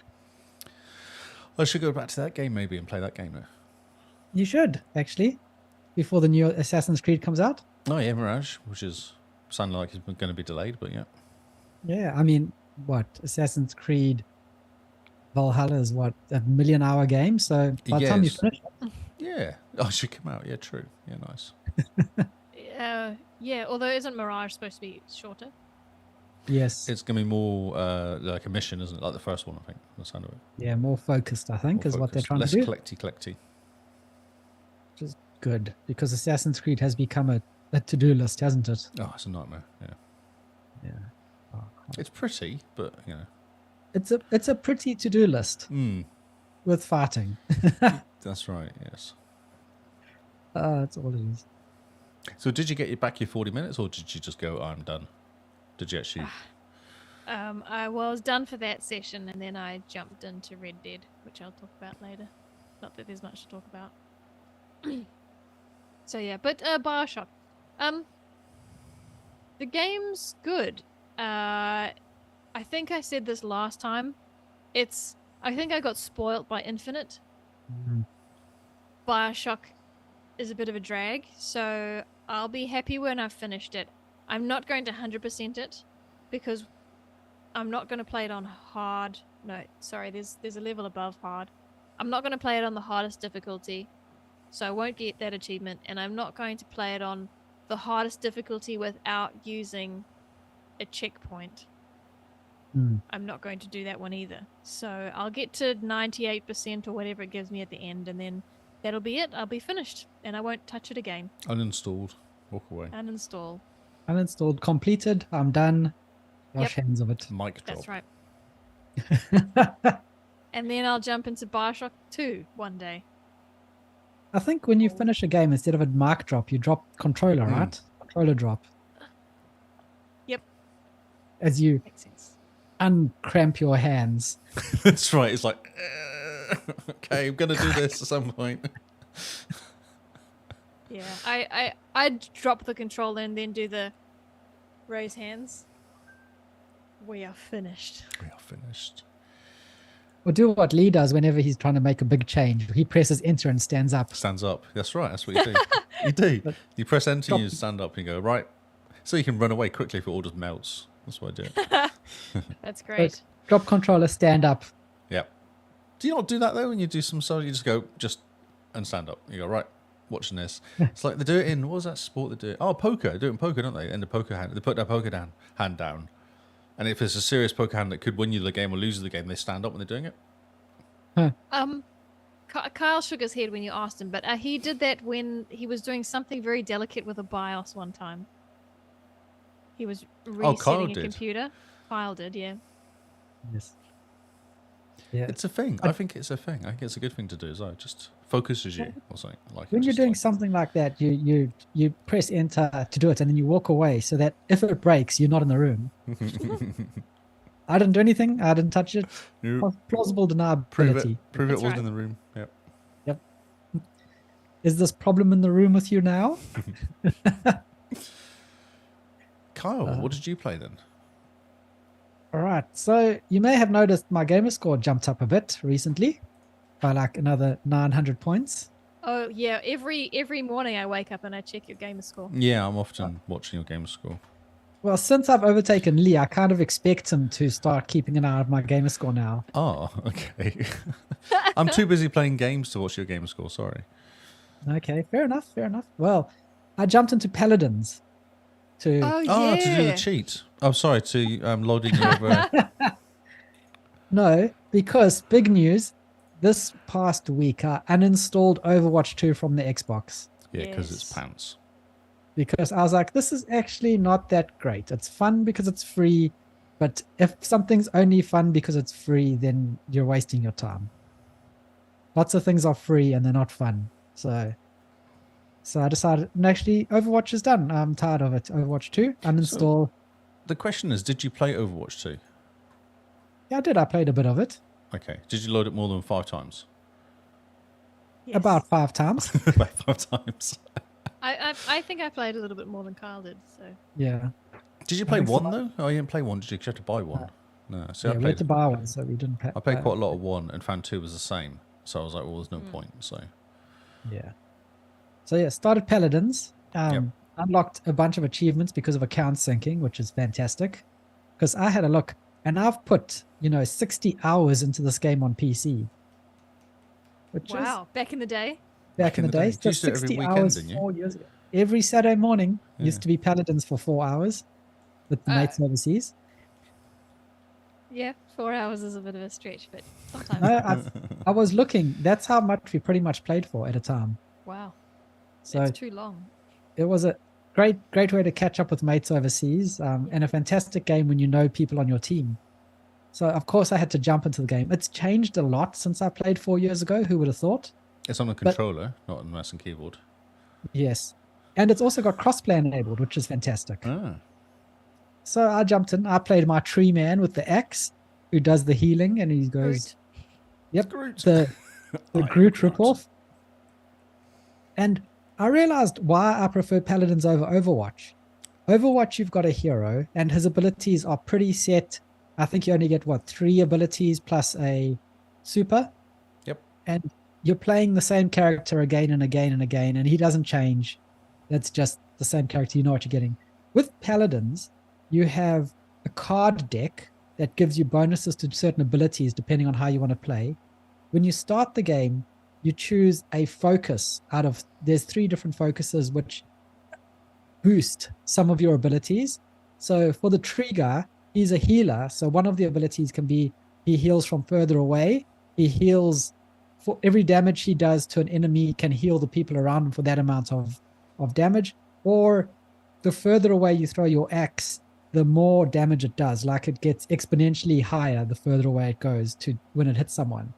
So there's that. And then you also earn currency during each game to buy cards that boost you in different ways as well. Like not cards, but they kind of give you certain boosts. So your mount can run faster. You get life steal. You do more damage to armored enemies. You do more damage to, say, enemies that Okay, so spawn as a turrets. noob, if I've never played this game before and I logged in, would I get my ass handed to me by everybody for being weak? No. The nice thing about Paladins is that it's got 3 basic card setups, and the payment system, the currency that you buy in the game, is stuff that doesn't really change how you play. It benefits how you play in a certain way, but all the setups you get, because you get 3 basic card decks, and then you get the 3 options to choose from. Either of those have really good synergies that are the basic ones that they give you with to play with. So when you start off, if you choose the first ability boost plus then the first card deck, you'll find that they work really well together. Okay. And then the more you get into the game, the more you understand the character, the more you can build your own decks and all the rest. It gives you a whole lot more customization, because I'm playing a healer who's a very good sniper in a sense. So what I do is I boost the sniping part of him. So I stand on the opposite side of the map and just throw an axe into a door, and someone walks into the door, and I get him like 900 damage critical on them, and then I heal everyone around me for 900. There's a name for that, isn't there? There's a name for that. I think that's called something. Camping. Camping, yeah. I'm a tree. I don't move. A tree that rides a horse at the beginning of flaming each horse. match. But yeah, I played a Let's couple call it games. planting. We'll call it planting because you're a tree, okay? Yes, there we go. Not That's camping, great. it's planting. So get Paladins, Lee. We can play together. I'm very good at this game, and so we can win. I will Okay. tell you what. Okay, sure. It's free to play. It's great. Yeah, I know. I've been sorted it before. I've played it before. It's really fun. I enjoy it. So if we all get it and all play, it can be lots of fun. Okay. Shotgun being the tree, though. I love the tree. He's my boy. Okay. But Right. yeah, No, okay, that's cool. It's a date. cool. Sounds good. But yeah, that's why I discovered Paladins is better than Overwatch. Overwatch just felt the samey. Oh, Paladins, it's terrible Overwatch. Yeah. each game can feel different because you can change the way you want to play your character. it gives you a lot more customization. And plus, it also helped that I got like 930 points just by logging in. So that was great. And after all your achievements had synced, you found out that you were like 74% through all the achievements available. 77%. There we go. Crazy. I know, it's insane. So it's pretty good. Now I just need to achievement hunt the rest. Yeah, good luck. Some of those achievements are quite difficult. Some of them look pretty hard, but I mean, if I've put 60 hours in so far, it's probably going to be my shooty game for a bit. Yeah. Yeah, that's right, because zombies is grabby. Yes. Grabby. Lee, that reminds me. Zombies, I'm not a big fan, despite the fact that I've played a few zombie games. Dying Light is quite up close and personal, and so I don't play with the light off. But one thing that helps, and Kyle didn't do this on purpose, is he started calling the zombies zomzoms. Oh, he's like, what do you call that when you do that? You kind of And made him more cute and fluffy. That's right. I just can't take it seriously now. You know, I get grabbed from behind by a zomzom, smack him away, and run away. It's funny. I don't know what to say. I don't know what to say I don't know either. what to say. Oh, I can. Okay, let's lead on to my game I've been playing. Yes. Redfall. Oh, yes. Yes. How is it? It's interesting. I'll tell you why it's interesting, because I was actually enjoying it until I played the game I'm going to talk about last. Okay. Because just it. So Redfall, it's kind of fine actually. Like you start off and it's very weird. It's very like magical almost. Like the vampires have done magical stuff. It's not just like vampires have appeared and everything's normal. There's like a voice in the air all the time talking to you. The water does weird. It's gone all weird. Like they've done like a, what was it? Moses parted the Red Sea has happened in this city. So the water is kind of like above you in some parts. Oh, okay. It's really, really strange what they've done with it. Cool. Yeah, so you kind of go, so you choose you have a choice of two different characters, I think, to pick. And there's lots of picking up stuff. Like it's a very like find things, because then you can make more things out of the stuff you find. One of those things again. Mm-hmm. The main missions are, I don't know. I'm trying to think what to say, because the second game I played destroyed my like of it, really, because it's so unpolished compared to this other game. So you didn't mind it? I didn't until you mind came it across something really until good. I went, actually, it's really not that polished compared to, like, the graphics-wise, it doesn't feel much over Fortnite graphics-wise, which I kind of knew, but it really doesn't feel much better than Fortnite. That kind of cartoony-ness to it. But we knew that, surely. That was in the trailer. Did, but still, I was kind of still disappointed with the fact that it was like Fortnite, basically. It does look like it has that cartooniness to it. Okay. Is that because you wanted it to feel a little bit scarier? Yeah, big time. Yeah, big time. Right. Yeah. The vampires are annoying because all the vampires, but then nothing's hard to kill. Vampires, what they do is they glitch almost, like they're really fast. Yeah. But I picked up a gun really early on, which freezes them. So as soon as you hit them with that, they freeze and then they don't move. And then you punch them and they explode. You're like, okay, these vampires, I could took on like 3 vampires in a room and just froze them all one by one and then punched them all and got rid of them. I thought they flew. They do a little bit flyy, a little bit, not too much though. But even the ones, I can see what people say when there's broken, because even the ones have this like weird, like electrical spinning shield around them, like you would a robot would have. I just hit them with this gun, which freezes them, and it seems that this doesn't matter. It just kills them. I'm like going. Interesting. So I can see why people say it's broken, because it's so easy. Like I've died a couple of times, but that's mostly mucking around rather than anything else. Falling off the cliff. Just falling. Well, yeah, just like taking on, because you get the humans, which are like familiars almost with the vampires. They're helping the vampires out, and I had one time took on about 7 or 8 of them, and that didn't go very well. But that's purely because I didn't realize there were 7 or 8 of them until I turned around and went, "Oh, this is bad." But when you die, there's no real issue. You go back to the safe house. And you were playing solo, yes? I was playing solo. I played with Jim Bean.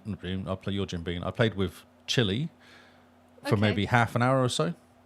But we had real trouble trying to get a game together. So if you start a game on your own, no one can join you, which doesn't make any sense because you'd thought if you start a game, and it's a multiplayer game, someone could jump in and help you. But you have to exit your game, start a host game, invite that person in, then they join you in like a lobby, and then you go into the game, which is really, really painful. It's really such an old way of doing it. I know. This is what the game's like. It's old. I think that's what it is. It's like an old game. Reminds me of Gears. Exactly. You can't just go, I'm in the game now, come in and help me. Because Chili was playing it and she was doing the first mission. She says, I've died already. I was like, I did that. I'll jump in and help you. Like, two of us would be quite good to do two people. She's like, I can't invite you. I was like, okay, that's weird. So then I was like, well, why don't you join my game? She's like, yeah, that's a good idea. And then we kind of faffed around for half an hour with her exiting out, unable to join my game.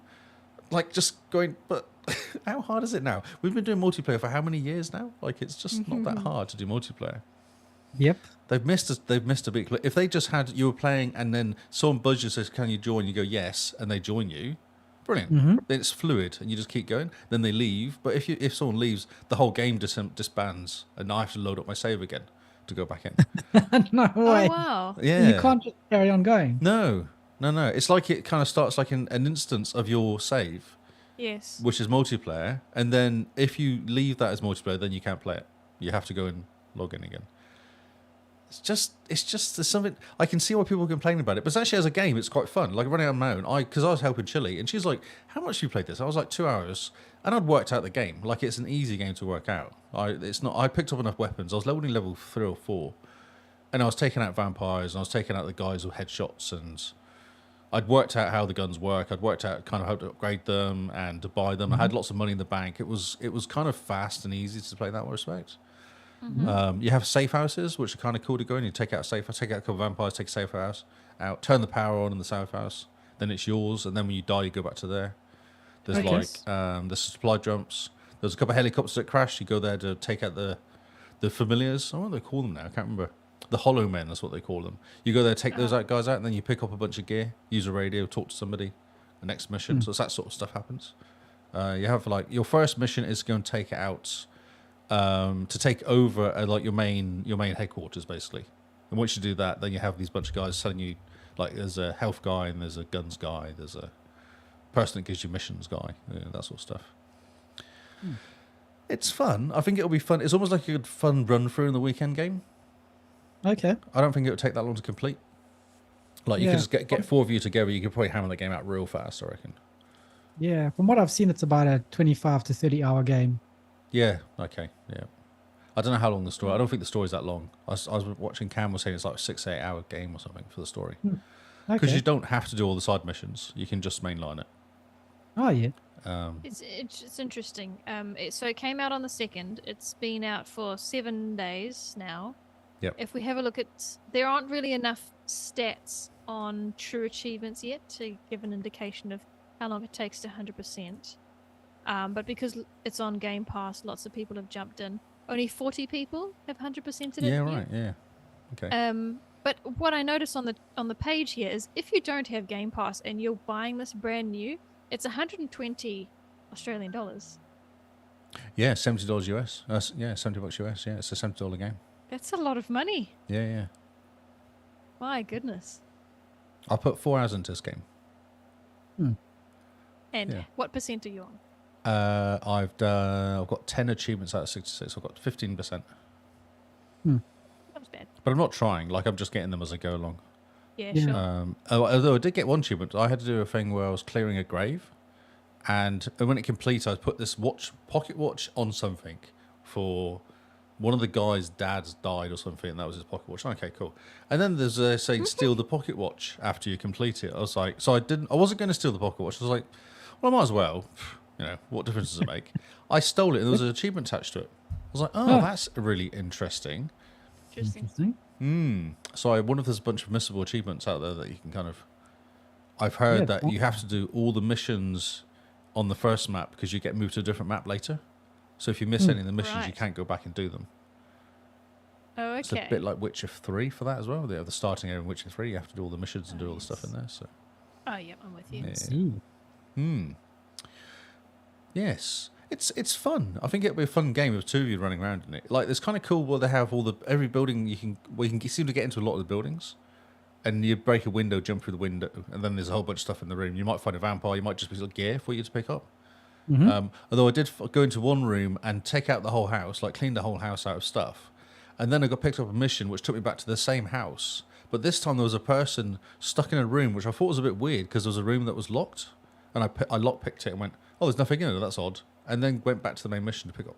Went back to the main base to pick up mission, which was to go back to that house, and there was a person locked in there. I was like, so I just went ahead of the missions, I guess.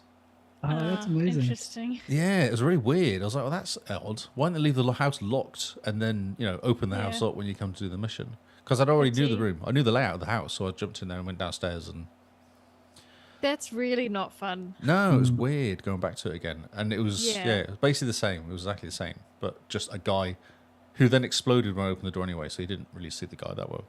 He was rigged up to explode. Right. Oh, yeah, one of those. Yeah, one of those, yeah.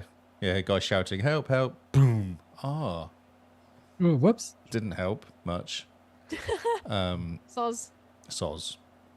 Sauce. Soz, bro. But I think it's worth jumping into in a kind of, it's easy to play way. Like, it's a real fun game in that respect. Like, it's quite easy to jump in and play.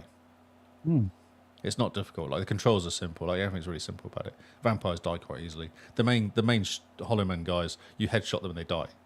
And I was doing it with a pistol from distance. I was just kind of vaguely lined up and shooting them in the head. Yeah. Okay.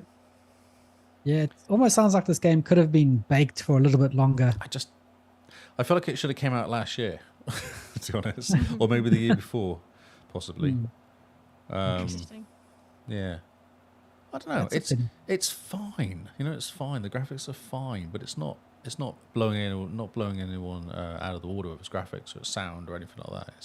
It's not not $120 worth. It's $100 in stereo. Wow, we are on the same wavelength today. Yep. My word. That's ridiculous.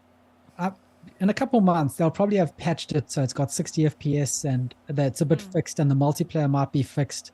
But it does seem like it was just trying to get pushed out the door. Do you remember when we first saw the video? It was really good. Like, it looked really cool, really dark and dirty and like a vampire movie. Like, that looks amazing. And then 3 or 4 months later, it came out. It looked like Fortnite.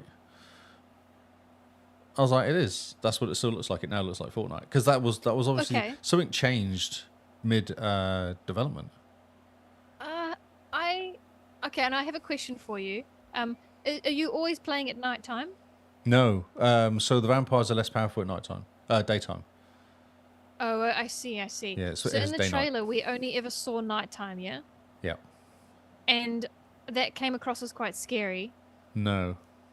It did for me. I knew. Oh, no. It did for me. No, hang on. Yeah. So I did get the cartoony feel when you said it looks like Fortnite. I wasn't surprised when you said that.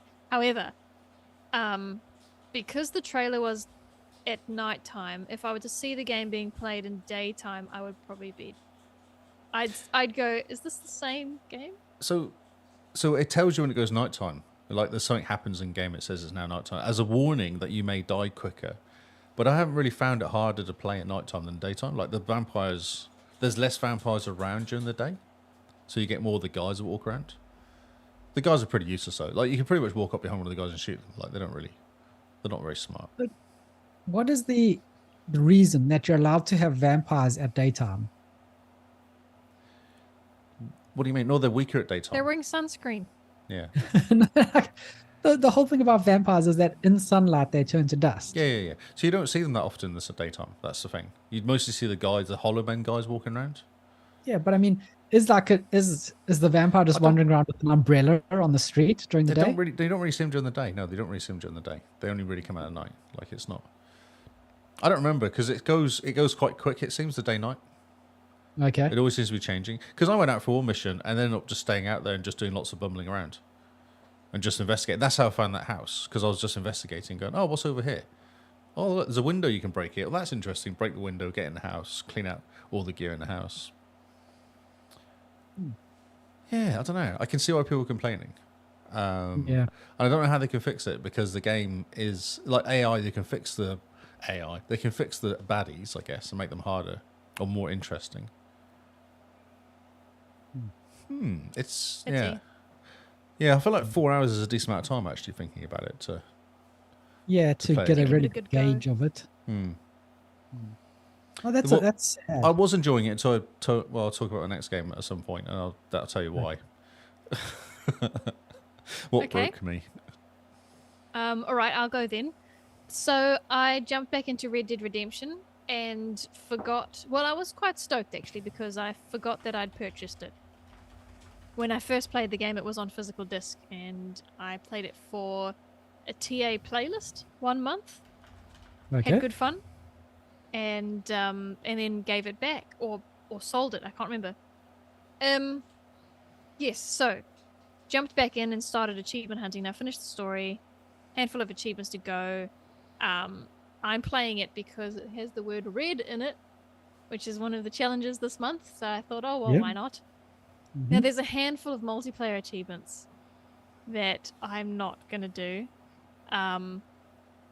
However, there's an easy-ish one where you jump into a multiplayer map and you fill out your posse to the most amount of people in the posse as possible, which is 8 people. Okay. Now, I had a quick look at TA, and most of our community doesn't have this achievement. In fact, there's 8 of us that doesn't have this achievement. Oh, okay. So, does anyone want to jump in with me and create a posse and die super quick? Oh yeah. We need Red 8 Dead. people, and I won, so then we only need 7 people. Oh yeah. I'm a people. You guys are people. Then we only need 5 people. I haven't got Red Dead 2. I haven't actually got Red Dead 2. No, this is number 1. Oh, number Number one. one. Oh, okay. Sorry, I thought Yeah. you said Red Dead 2 for some reason. Oh, yeah, I'll jump We in. No. should all have number 1. I played that Yep. game for 5 minutes. The same. Kyle's the same. He hopped on his horse and he hasn't played since. I Yeah, met the hopped on the woman horse. in the house at the beginning. The one Yes. I met her at the beginning, and that's as far as I got. I was helping her. That's fine. I don't think the Multiplayer matters, multiplayer's no. locked behind anything. If it is, we'll find out the hard way because you're not the only one. Kyle's also hasn't played the game. So, yeah, jump in. 8 people. Yay. Yes. Yep. Sounds good. Woo. I'm keen. Now we just have to figure out time zones. Yep. Okay, great. Do I have anything else to say about Red Dead? I was working on a specific achievement where you have to get a gold medal in one of the missions. So it's you can replay any of the little story missions, and there's 3 criteria to try and get, and you don't have to get it all in one play. 5 Okay. headshots, or 100% accuracy, or under a certain time limit. Now the interesting thing is it actually doesn't tell you what those targets are, so you have to do your best, and your little medal will go up, and you don't have to do it all in one go. You just knock them off as you go. So luckily the internet has figured out what you have to do to get gold. So I had to do this one mission. TA, that's right. So I had to do this one mission under 2 minutes. Went back, had to do 100% accuracy. That means just anywhere on the body, just don't miss them. And then the third one was 4 headshots in this particular case. Took me a while, but I got there in the end. And that's all I have to say. Red Dead is so good. It's so good. The only bad thing about Red Dead is the controls. Otherwise, it's fantastic. It's a Rockstar game, though, isn't it? That's why the controls are broken. Yeah. Yeah, no. That's exactly why the controls are broken. Actually, that brings me to my question because I've never played Grand Theft Auto. Are the controls there bad as well? Yes. Do you think the Yeah, controls? They are, yeah. They're not the same as anyone else's controls. That's what the problem is. It's a bit like Witcher. Like they just don't feel the same.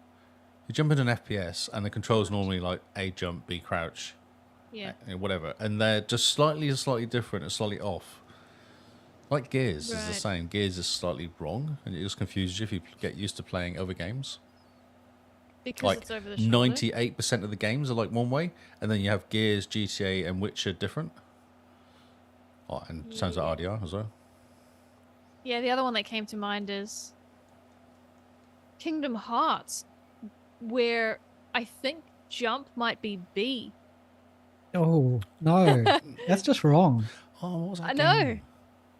I know. Oh, it's So, yeah. Tom Clancy games, same. I think A's duck or something. Like one of the back to front, the A and the I know what it is, Division and Tom Clancy games, which I was playing a lot at one point. The jumps and the crouches are back to front. Oh, no So way. confusing. So the amount of times you jump, or it's like Halo, isn't it? You throw your grenade when you're trying to aim. Yeah. It's like one of those. You go duck, jump, duck. Oh crap, dead. Yep. And then yeah.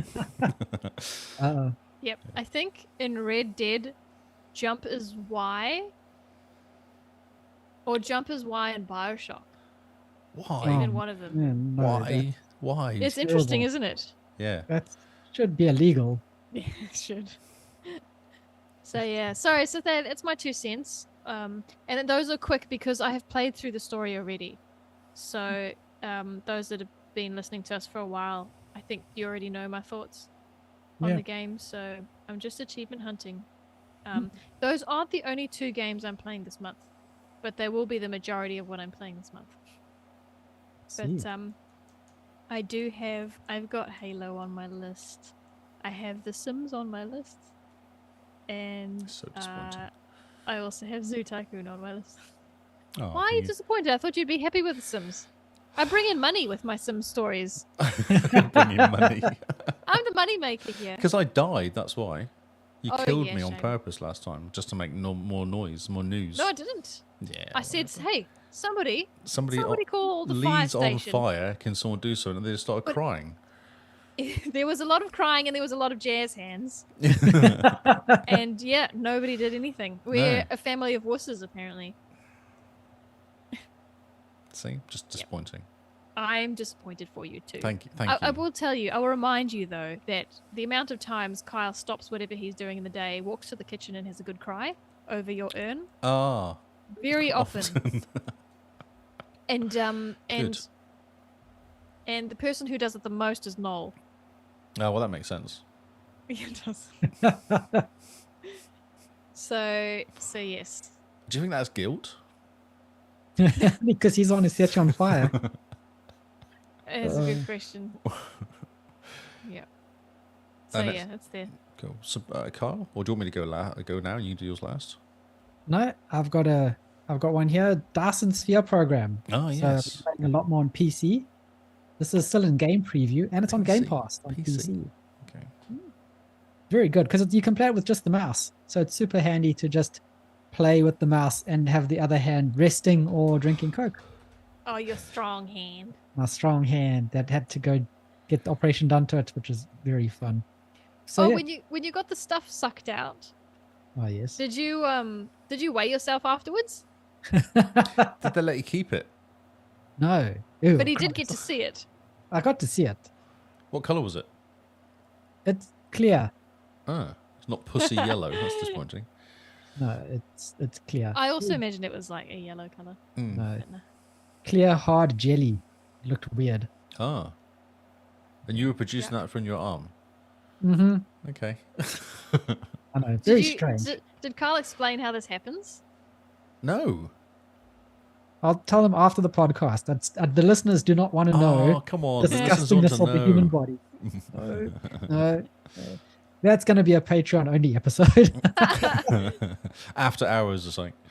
Yeah, Xbox Cast after hours. You Or can- the medical cast? Or the ailments cast? We all just talk about our ailments. I've got bad knees, so yeah, let's do that.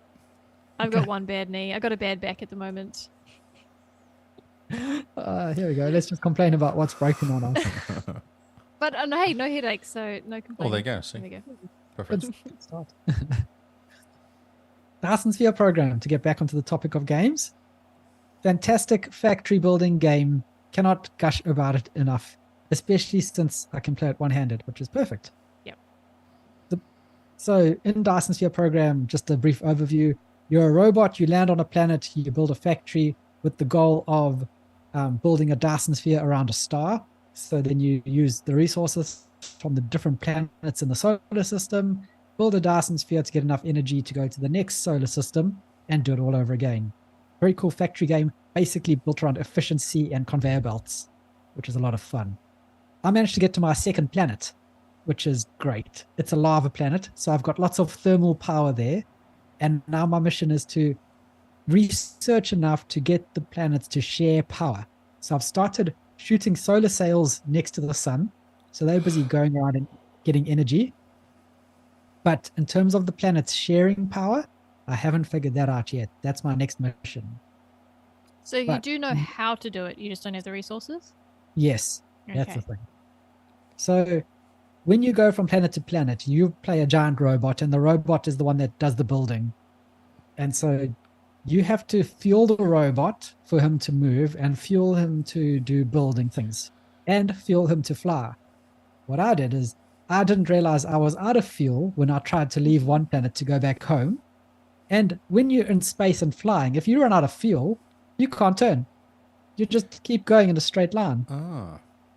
Yeah, whoopsie. So I was going at like 600 meters a second, bullseye to my home planet after setting up base on planet number B. Bullseye, but planets move. Would you have thought? I was aiming directly at this planet, ran out of fuel, and just very, very carefully glided past my home planet. I went through the atmosphere, slowed down a little bit, and then just continued out into space and into nowhere, into the ether. That's scary. Space And then is scary. when you're in space, your power charges up really slowly. So if you wait long enough, you could theoretically charge up your robot and turn around. But it takes 10 megawatts of power to do a 180, and I was getting 2 megawatts of power every 2 minutes or something. So, and flying further and further away from my home. So after 5 minutes of just flying into the void of space, I decided actually this is not pretty fun. This is not a good way to spend a Sunday afternoon, just flying to the void of space. So I had to reload my game and lost about about half an hour worth of progress. But I learned my lesson.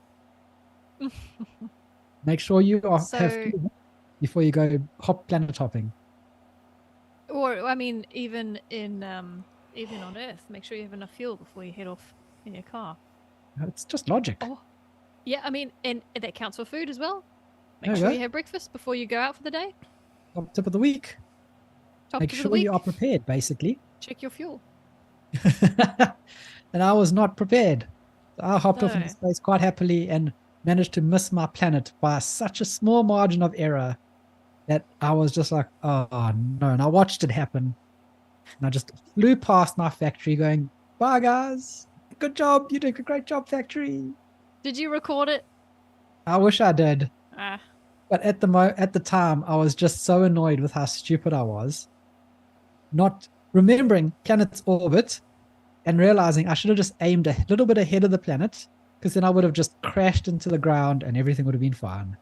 And out of us three, you're the spaciest man here. You should have known better. I should have. Everything was pointing for me to succeed, and yet I didn't. So sorry, Kyle, here's a question. If you hadn't ran out of fuel, would you have made it? It was just because you were going too slow that you missed it. No, so I was going really fast because the planet's on the opposite side of the sun. So then as you get close to the sun, you're able to speed up and use the sun's gravity to fling you towards the other planet. Mm-hmm. So I was going really fast, and then you use power for your mech that you're controlling to speed up, slow down, and turn. Makes sense. So Use fuel. Use fuel to basically change course. And I had zipped past the sun thinking I was super good at orbital dynamics, and then zipped past my planet because it had moved from where I was aiming because of orbits. Okay, so you didn't slow down. No. You just... There's no power. You can control the projection, So, the velocity and stuff. If you had fuel, you would have been able to course correct. Yes, if I had fuel, I could have gently turned just 2 degrees to the right, and I would have landed on the planet and laughed it off, gone, ha ha ha, that could have been a mistake. But instead, zipped past the planet and just flew out into the ether, into the nothingness. And the thing is, because there's a lot of different systems around, if I was aiming at a star, eventually I would have flown to another solar system with another sun and got some power that way. But my solar system that I'm busy building up and colonizing at the moment is on the edge of the map. And I was basically flying off the edge of the map into nowhere. No stars, nothing. What It was happens? just, I don't know. What if the game just crashes? Maybe it's like the Twilight Zone. Takes us to Or different maybe it's dimensions. just like, it could be. Or in like Sea of Thieves, when you just sail off the map, the ocean goes red and you die. And you die. Yeah. So It's quite sad. otherwise, my factory's looking really good. I've built a factory. I've built a space elevator, although it doesn't work yet. I'm still figuring out how it works. This game has a lot of depth to it. So for anyone who's a fan of like Satisfactory or Factorio, those type of management / optimization games, this game is super cool. And it's on Game Pass on PC, so play it. Send a screenshot to the Discord when you get a chance. Okay. Yeah. I'll send a couple screenshots. The planet I'm on is looking pretty ravaged because I've built lots of factories to do a whole lot of things. So it's just a mess at the moment. And I've figured out drones. So you can use drones to transport items to different factories. So I've just got drones flying everywhere, which is very cool to see. It feels very futuristic. It's like Amazon, basically. Yeah. I've built Amazon. The planet Amazon. So yeah, it's a great game. I'm thoroughly enjoying it. It's one of those games that is very thinky. You look at it and all the resources on the planet are finite. So you really have to, when you're planning your factories, understand that at some point the world you're on is going to run out of resources. So it helps you to move off the worlds and try and get as far as you can as quickly as possible. So you're strip mining planets, basically? Yes. Okay, cool. Yeah. And the planet And I'm on then is stealing all the sun from that planet. Because that's what Yep. what is it called? Dyson sphere is? Don't Yep. you encase a planet so you can steal all the sun and use all the power from the sun? Yep, that's basically it. Awesome. Okay. In regards to the Dyson sphere, if you're using the sun as a resource, is it a renewable resource or does it slowly kill the sun? It lasts as long as the sun lasts. Okay. So you're not. You're not taking anything from You're the not sun. The taking- sun's always giving out sun and heat and light and heat, isn't it? So Yeah. you're not taking additional stuff from it. No, you're just encasing the sun in a sphere to The draw planet. or to absorb all its power so that all the planets outside of your sphere basically Die. they're orbiting a black nothing. Yeah, they die because there's no heat. Yeah. You just Yeah, no kill- heat and no light. So you kill the planet you're stripping of all its resources. You put the sun in a cone and then kill all the rest of the planets. Yes, and then you go across to the next game. And then you go to or the next solar system. And you do it again. Okay, cool. The cool thing about this game is that it's got like a live / community aspect to it, where you can see the total power of everyone else who's kind of built Dyson spheres, and they're all cool. contributing to the Dyson sphere program. So you can Uh. see in real time the theoretical power generation of everyone else who's built one, which is pretty cool. So Cool. I'm sitting there. Because I've just built a Dyson Swarm, which is little solar sails that orbit the sun, I'm only generating like 60 megawatts or gigawatts or whatever, however many watts. I haven't built the sphere yet to encase it. Yep, to use all of it. Yeah. But I'm getting there. I got a space elevator. I don't know how it works yet, but I have one. Exciting. So exciting. We don't know what to say. Well, Then, so the let's whole show us a picture so we can go, ooh, those are pretty colors. I Cool, can I'll see the put- curvature of the earth. Oh yeah, I'll put screenshots in the Discord Yeah. so you guys can see my factories. Yeah, because it's not a game that most of our community is all that interested in. Yeah. So this will be new to them. Something interesting, something different. Yeah, no, it's a good game. It's a long game. You have to think. You have to figure out your factory. It's definitely a think game. And I spent all a Sunday afternoon playing it, so it kind of has left me dreaming about factories and conveyor belts and efficiencies. And these miners are producing 400 coal a minute, and I'm my power resources need 600 coal a minute, so I need to get more coal from here or upgrade the conveyor belts and upgrade the transfer units, and it's fantastic fun like that. And it all requires Brilliant. resources to do all that stuff as well. So you have to get the resources somewhere to upgrade stuff. And Yep. And then you build resources to build research things so that you can research faster. And that's where basically most of your power is going, is into your research. So that's why you have this never-ending need for power. The game's very well balanced in that respect, is that no matter how much power you're generating, it's because you've gotten to that point where you need that power. So you I'm never with you. have built like a factory that can produce the capability to generate 60 megawatts without a factory that needs 60 megawatts. You're always just under the power you're able to produce, which is why you're always like more. Give me a Dyson sphere. I need more power. Clever. Okay. And you're Yeah. playing game preview. Yeah, it's in game preview. When does it come out? It's I don't know when it comes out. I was trying to figure that out. These guys don't have an official website. some of these games don't really leave game preview, do they? They No, seem some to of them stay there don't. for like years. Interesting. This game seems like one that's going to be in game preview for the next couple years at least. Hmm. The last update that I saw was them working on a fighting kind of aspect of it. Okay. Like, Interesting. where Like you you get have- invaded. yeah, you get invaded from aliens that want to take over your planets and your resources. So you have to defend your Dyson sphere, which will take a lot away from the game, in my opinion, because the whole niceness, the whole good thing about the game is that it is just chill out, build a factory. You don't actually have to worry about being invaded or enemies or anything like that. It's like a city builder on a universal scale in a way. Just calm, relaxing. The only challenge is yourself. What do you want to do next? You know? And not running out of fuel. Yeah, not running out of fuel. Yeah, I Don't see what fly you're off into saying. the void. Never a good look. Mm-hmm. Messes with your whole calendar. Yep. So yeah, I recommend everyone should play it. And that's my 2 cents. Oh, cool. Mr. Lee. So, Dead Island 2 is the game I started playing last night. Ah, yes. Yes. So, Yeah. it's really good.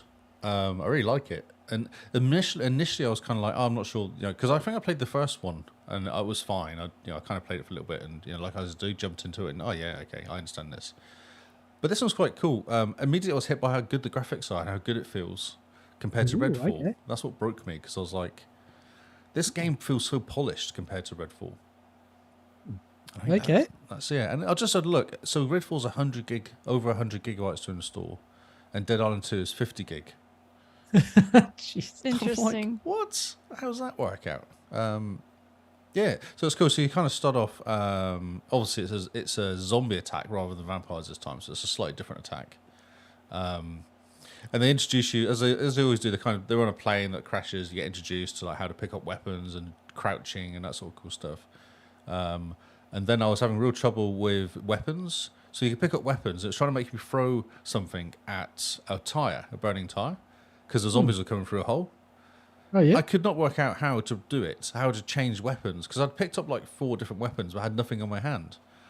And I couldn't work this. I was like, I don't understand. And I could go and look at my stats and see I had weapons, but I could never work out what button it was to press to change to the weapons.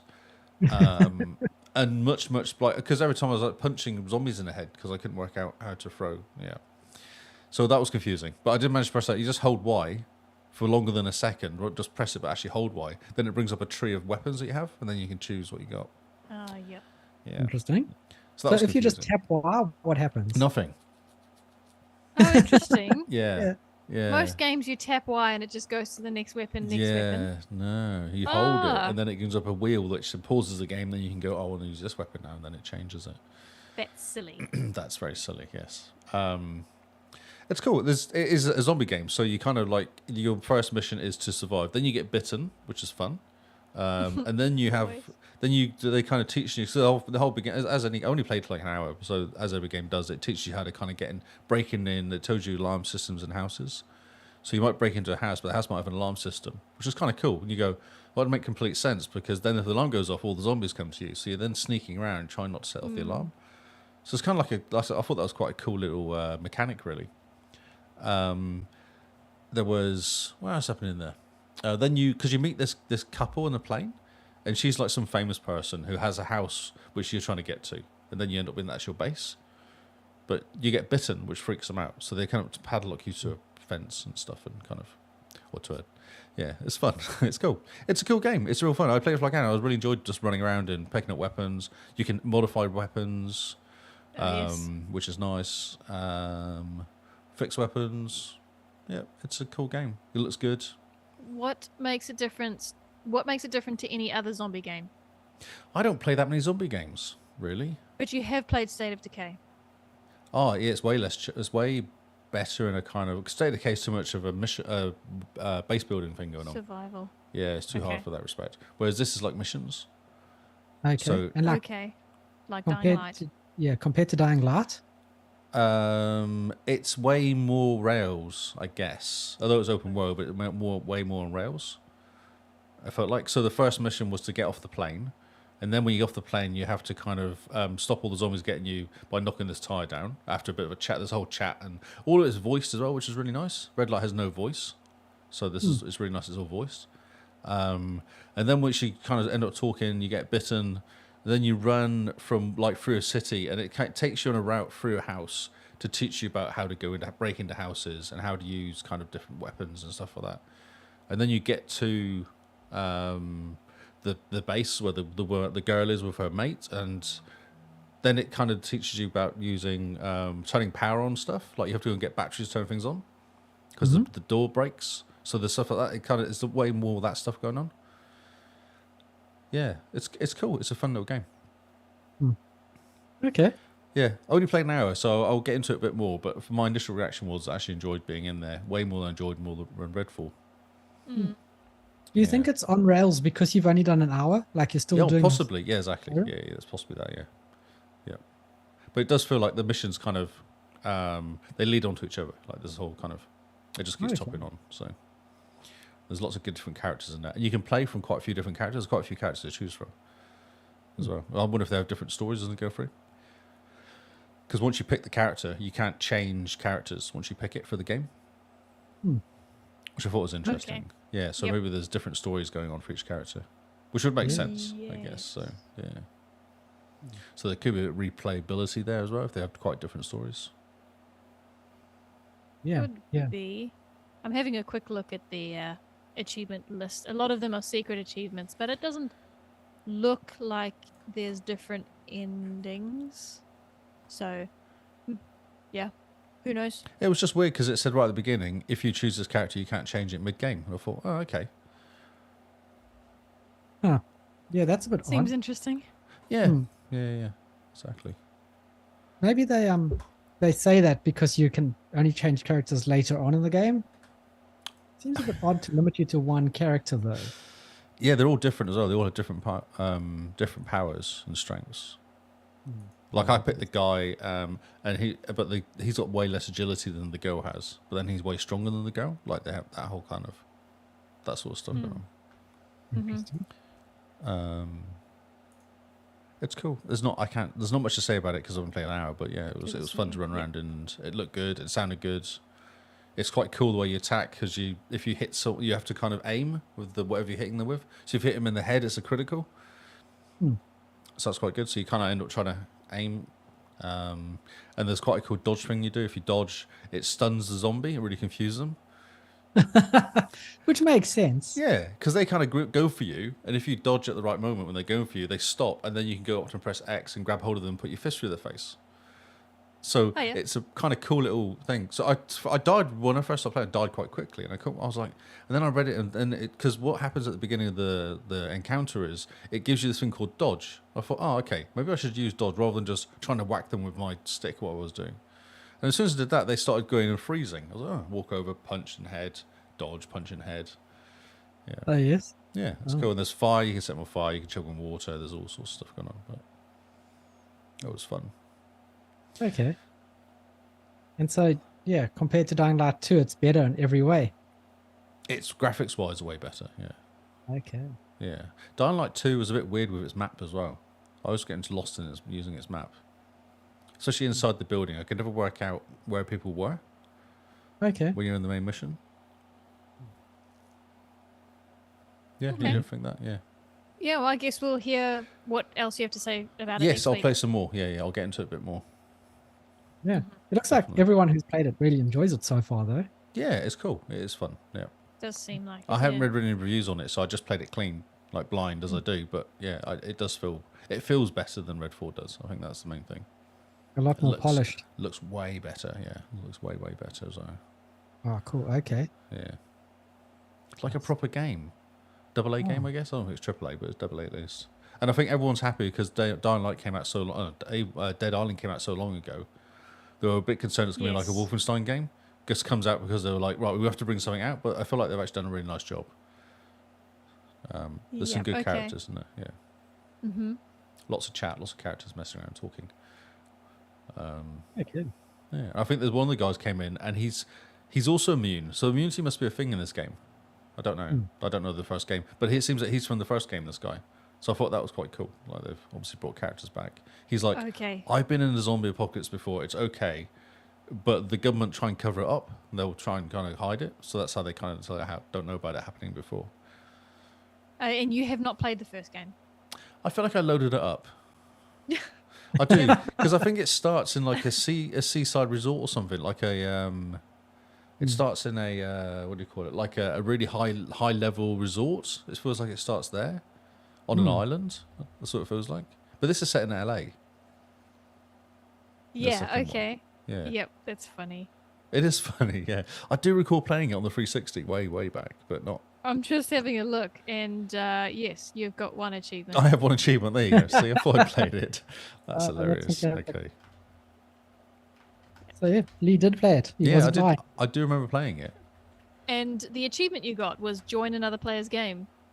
Oh, that's brilliant. That was 2014. cute. It's February 2014. I played that game. That's right. Yep. Oh, But brilliant. if it helps you, Gary also only has one achievement in the game, we so should he get- started up as well, and he also joined another player. Did you guys Oh, know each other in 2014? Maybe we did and didn't realise it.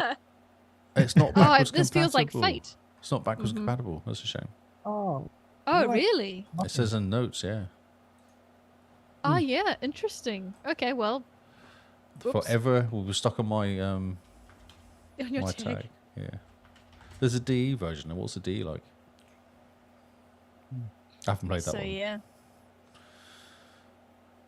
Anyway, cool. So just one more game left, I suppose.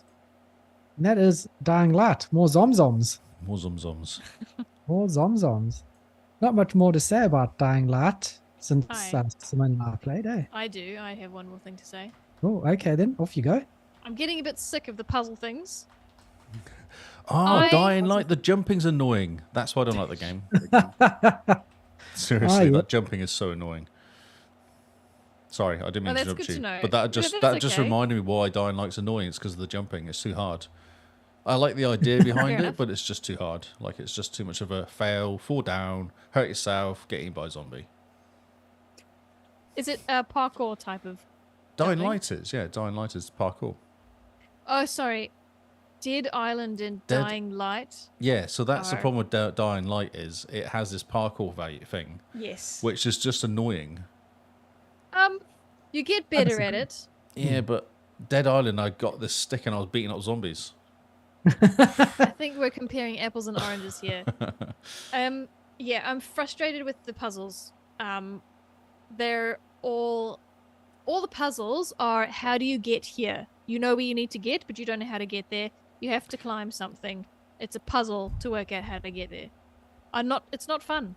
That was that It's stupid not one fun. with that Carl showed me, where you have to climb up and then do like a jungle gym kind of crawl across a bridge or scaffolding. Oh yeah, so that one wasn't fun until we No. figured it out, but we're You see? stuck now in So- another mission.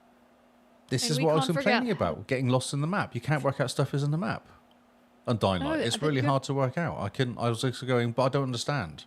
No, this has nothing to do with the map. Well, it is because you had that room. You had to get somewhere, and you couldn't work out how to get there because you had to do this whole climby thing. So the issue we're in at the moment has nothing to do with the map. We know where we need to be. It's up there, and we don't know how to get up there. Okay. Yes. We have to climb a tower. And you look at the tower and you go, how do you climb the tower? There's nothing to jump on. You know how in the game it's normally got the yellow kind of ledges that tell you can grab onto here to climb up? Tower has no yellow ledges. What are we supposed to do? Fly? Fly. I don't know. Use a zombie. Oh, yeah. Vault up. Vaulting zombies. It's a new sport. Start stacking the zomzoms. Exactly. Oh. Yeah. Anyway, sorry, Kyle. Was that all there was to say? That's really all there is to say is we're currently stuck trying to climb a tower. Also, it's pretty funny. So I put a clip into the Discord of one of the first not challenges, but one of the first kind of story missions Simone and I did this weekend, where we have to go and get shortwave radio working again, I think it is. So we have to turn power on and then climb this huge tower and turn things on. Yeah. We initially thought, you got to climb the tower to turn the radio on. So we climb the tower, get all the way to the top, realize, actually, no, the power button is on the floor. And then we climb the tower to actually flick the switches. Oh, that was stupid. Then we tried to jump off the tower onto the you got the blue rubbish bags. trash bags. Yeah, you got the blue trash bags that you land in. And after a bit of a grunt, you climb out of them and you're fine. Simone, from the top of the tower, manages to miss the blue. What's it? Because I died and you had to revive me and I was lying on top of the rubbish. On top.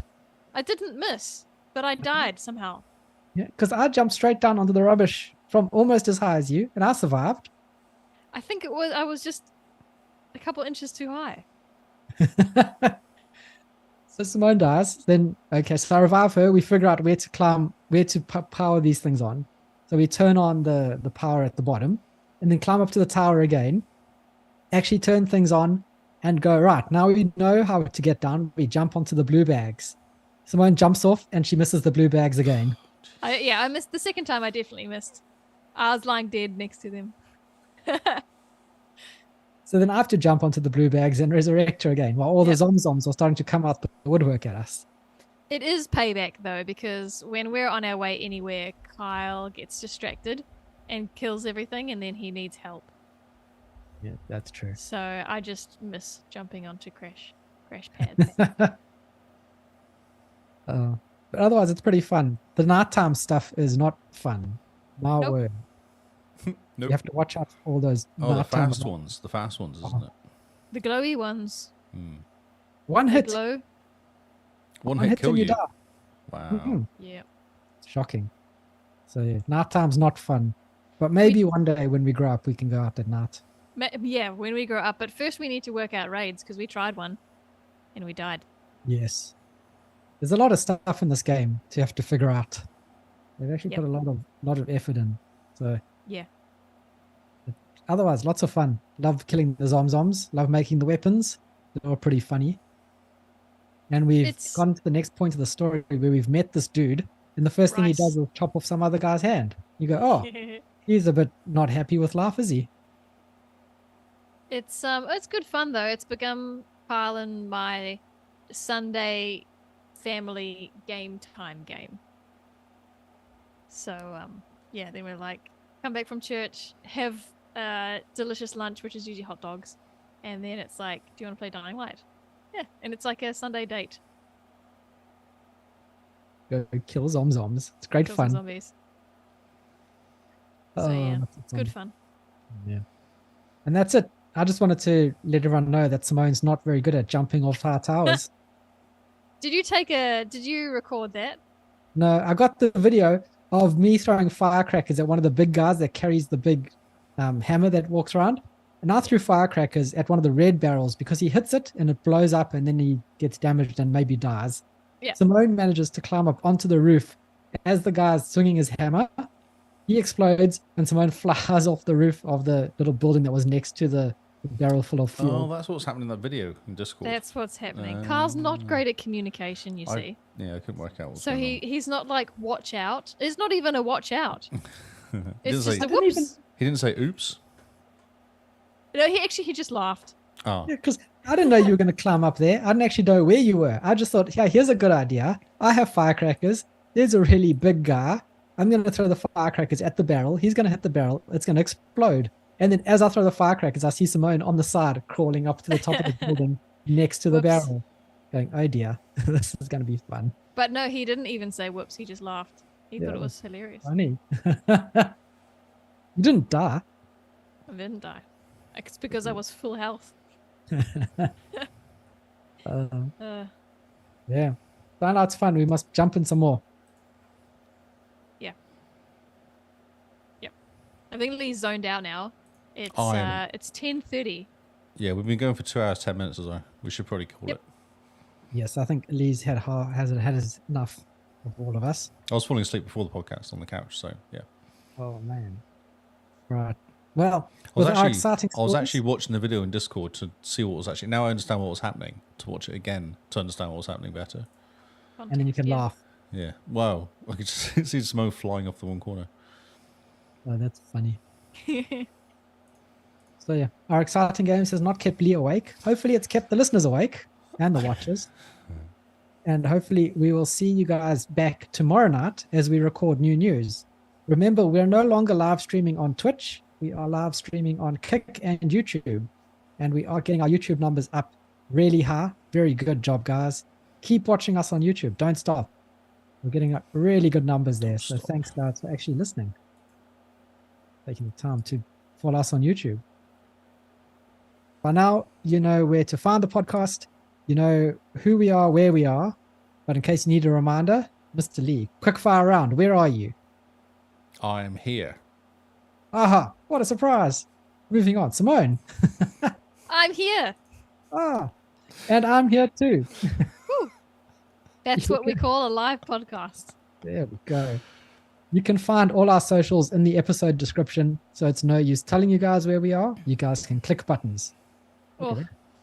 Carl, there's probably a reason people are listening to us. It's because they can't read, so I can't read. So they're not look going to at the read the words. notes. If there's words and there's a blue line underneath the word, you Yeah. can click on it and it'll Click it. take you to a Go magical to place. the Xbox Yes. Cast. Look for the Xbox Cast on internets. There you go. Well, if they can't read, they probably can't spell either. Ah, but true. give it a go. Give it a go. Yeah. Let us know how you go. Yeah, ask Siri. Yeah, ask Siri.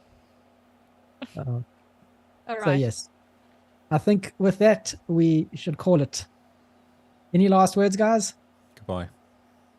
Right. Well done to all that participated in the April Achievement Challenge. Yes, well done again to everyone. So thank you guys for listening. We have been the Xbox Cast, and we will see you all on Xbox Live. Goodbye and good night.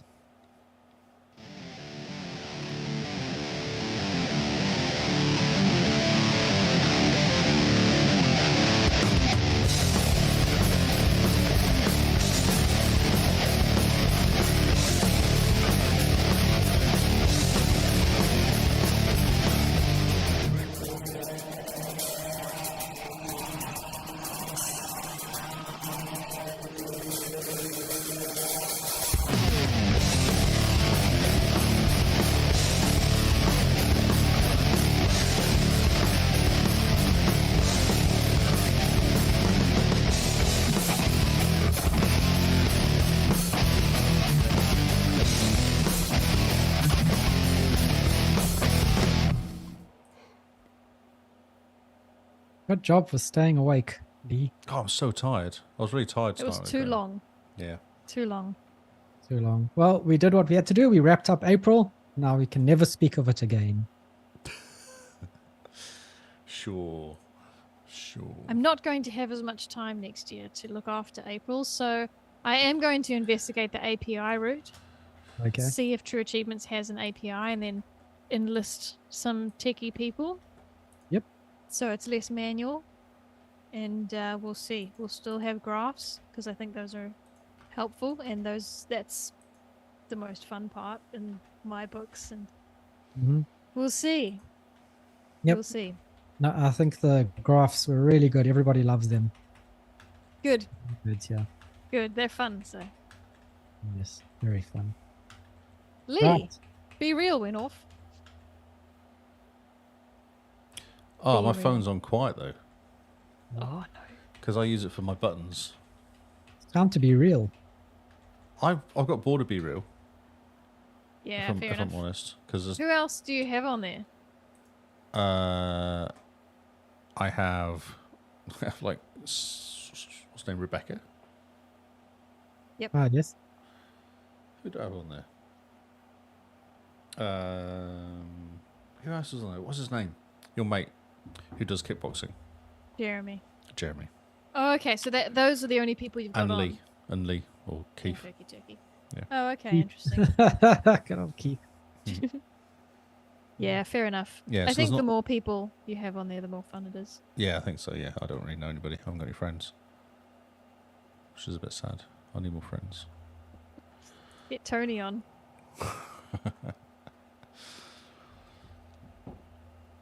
Right. I have to go, guys, because I'm quite tired now. Cool. Cool. So thanks everyone for hanging out in the chat. Thanks for keeping us awake and alive. Look at Paulie, he's half dead. I'm just doing the YouTube update for the podcast you put out this week. Oh, so all the brilliant. information's up to date. That's what reminded me. Everyone in chat say, thanks, Lee, helps a lot. Thanks, Lee. Helps a lot. Thanks, Lee helps a lot. Sounds like a DJ name or something. Lee helps Thanks, a lot. Lee, helps a lot. Lee helps a lot. Okay. Good night, Lee. Goodbye. Bye, everyone. Bye.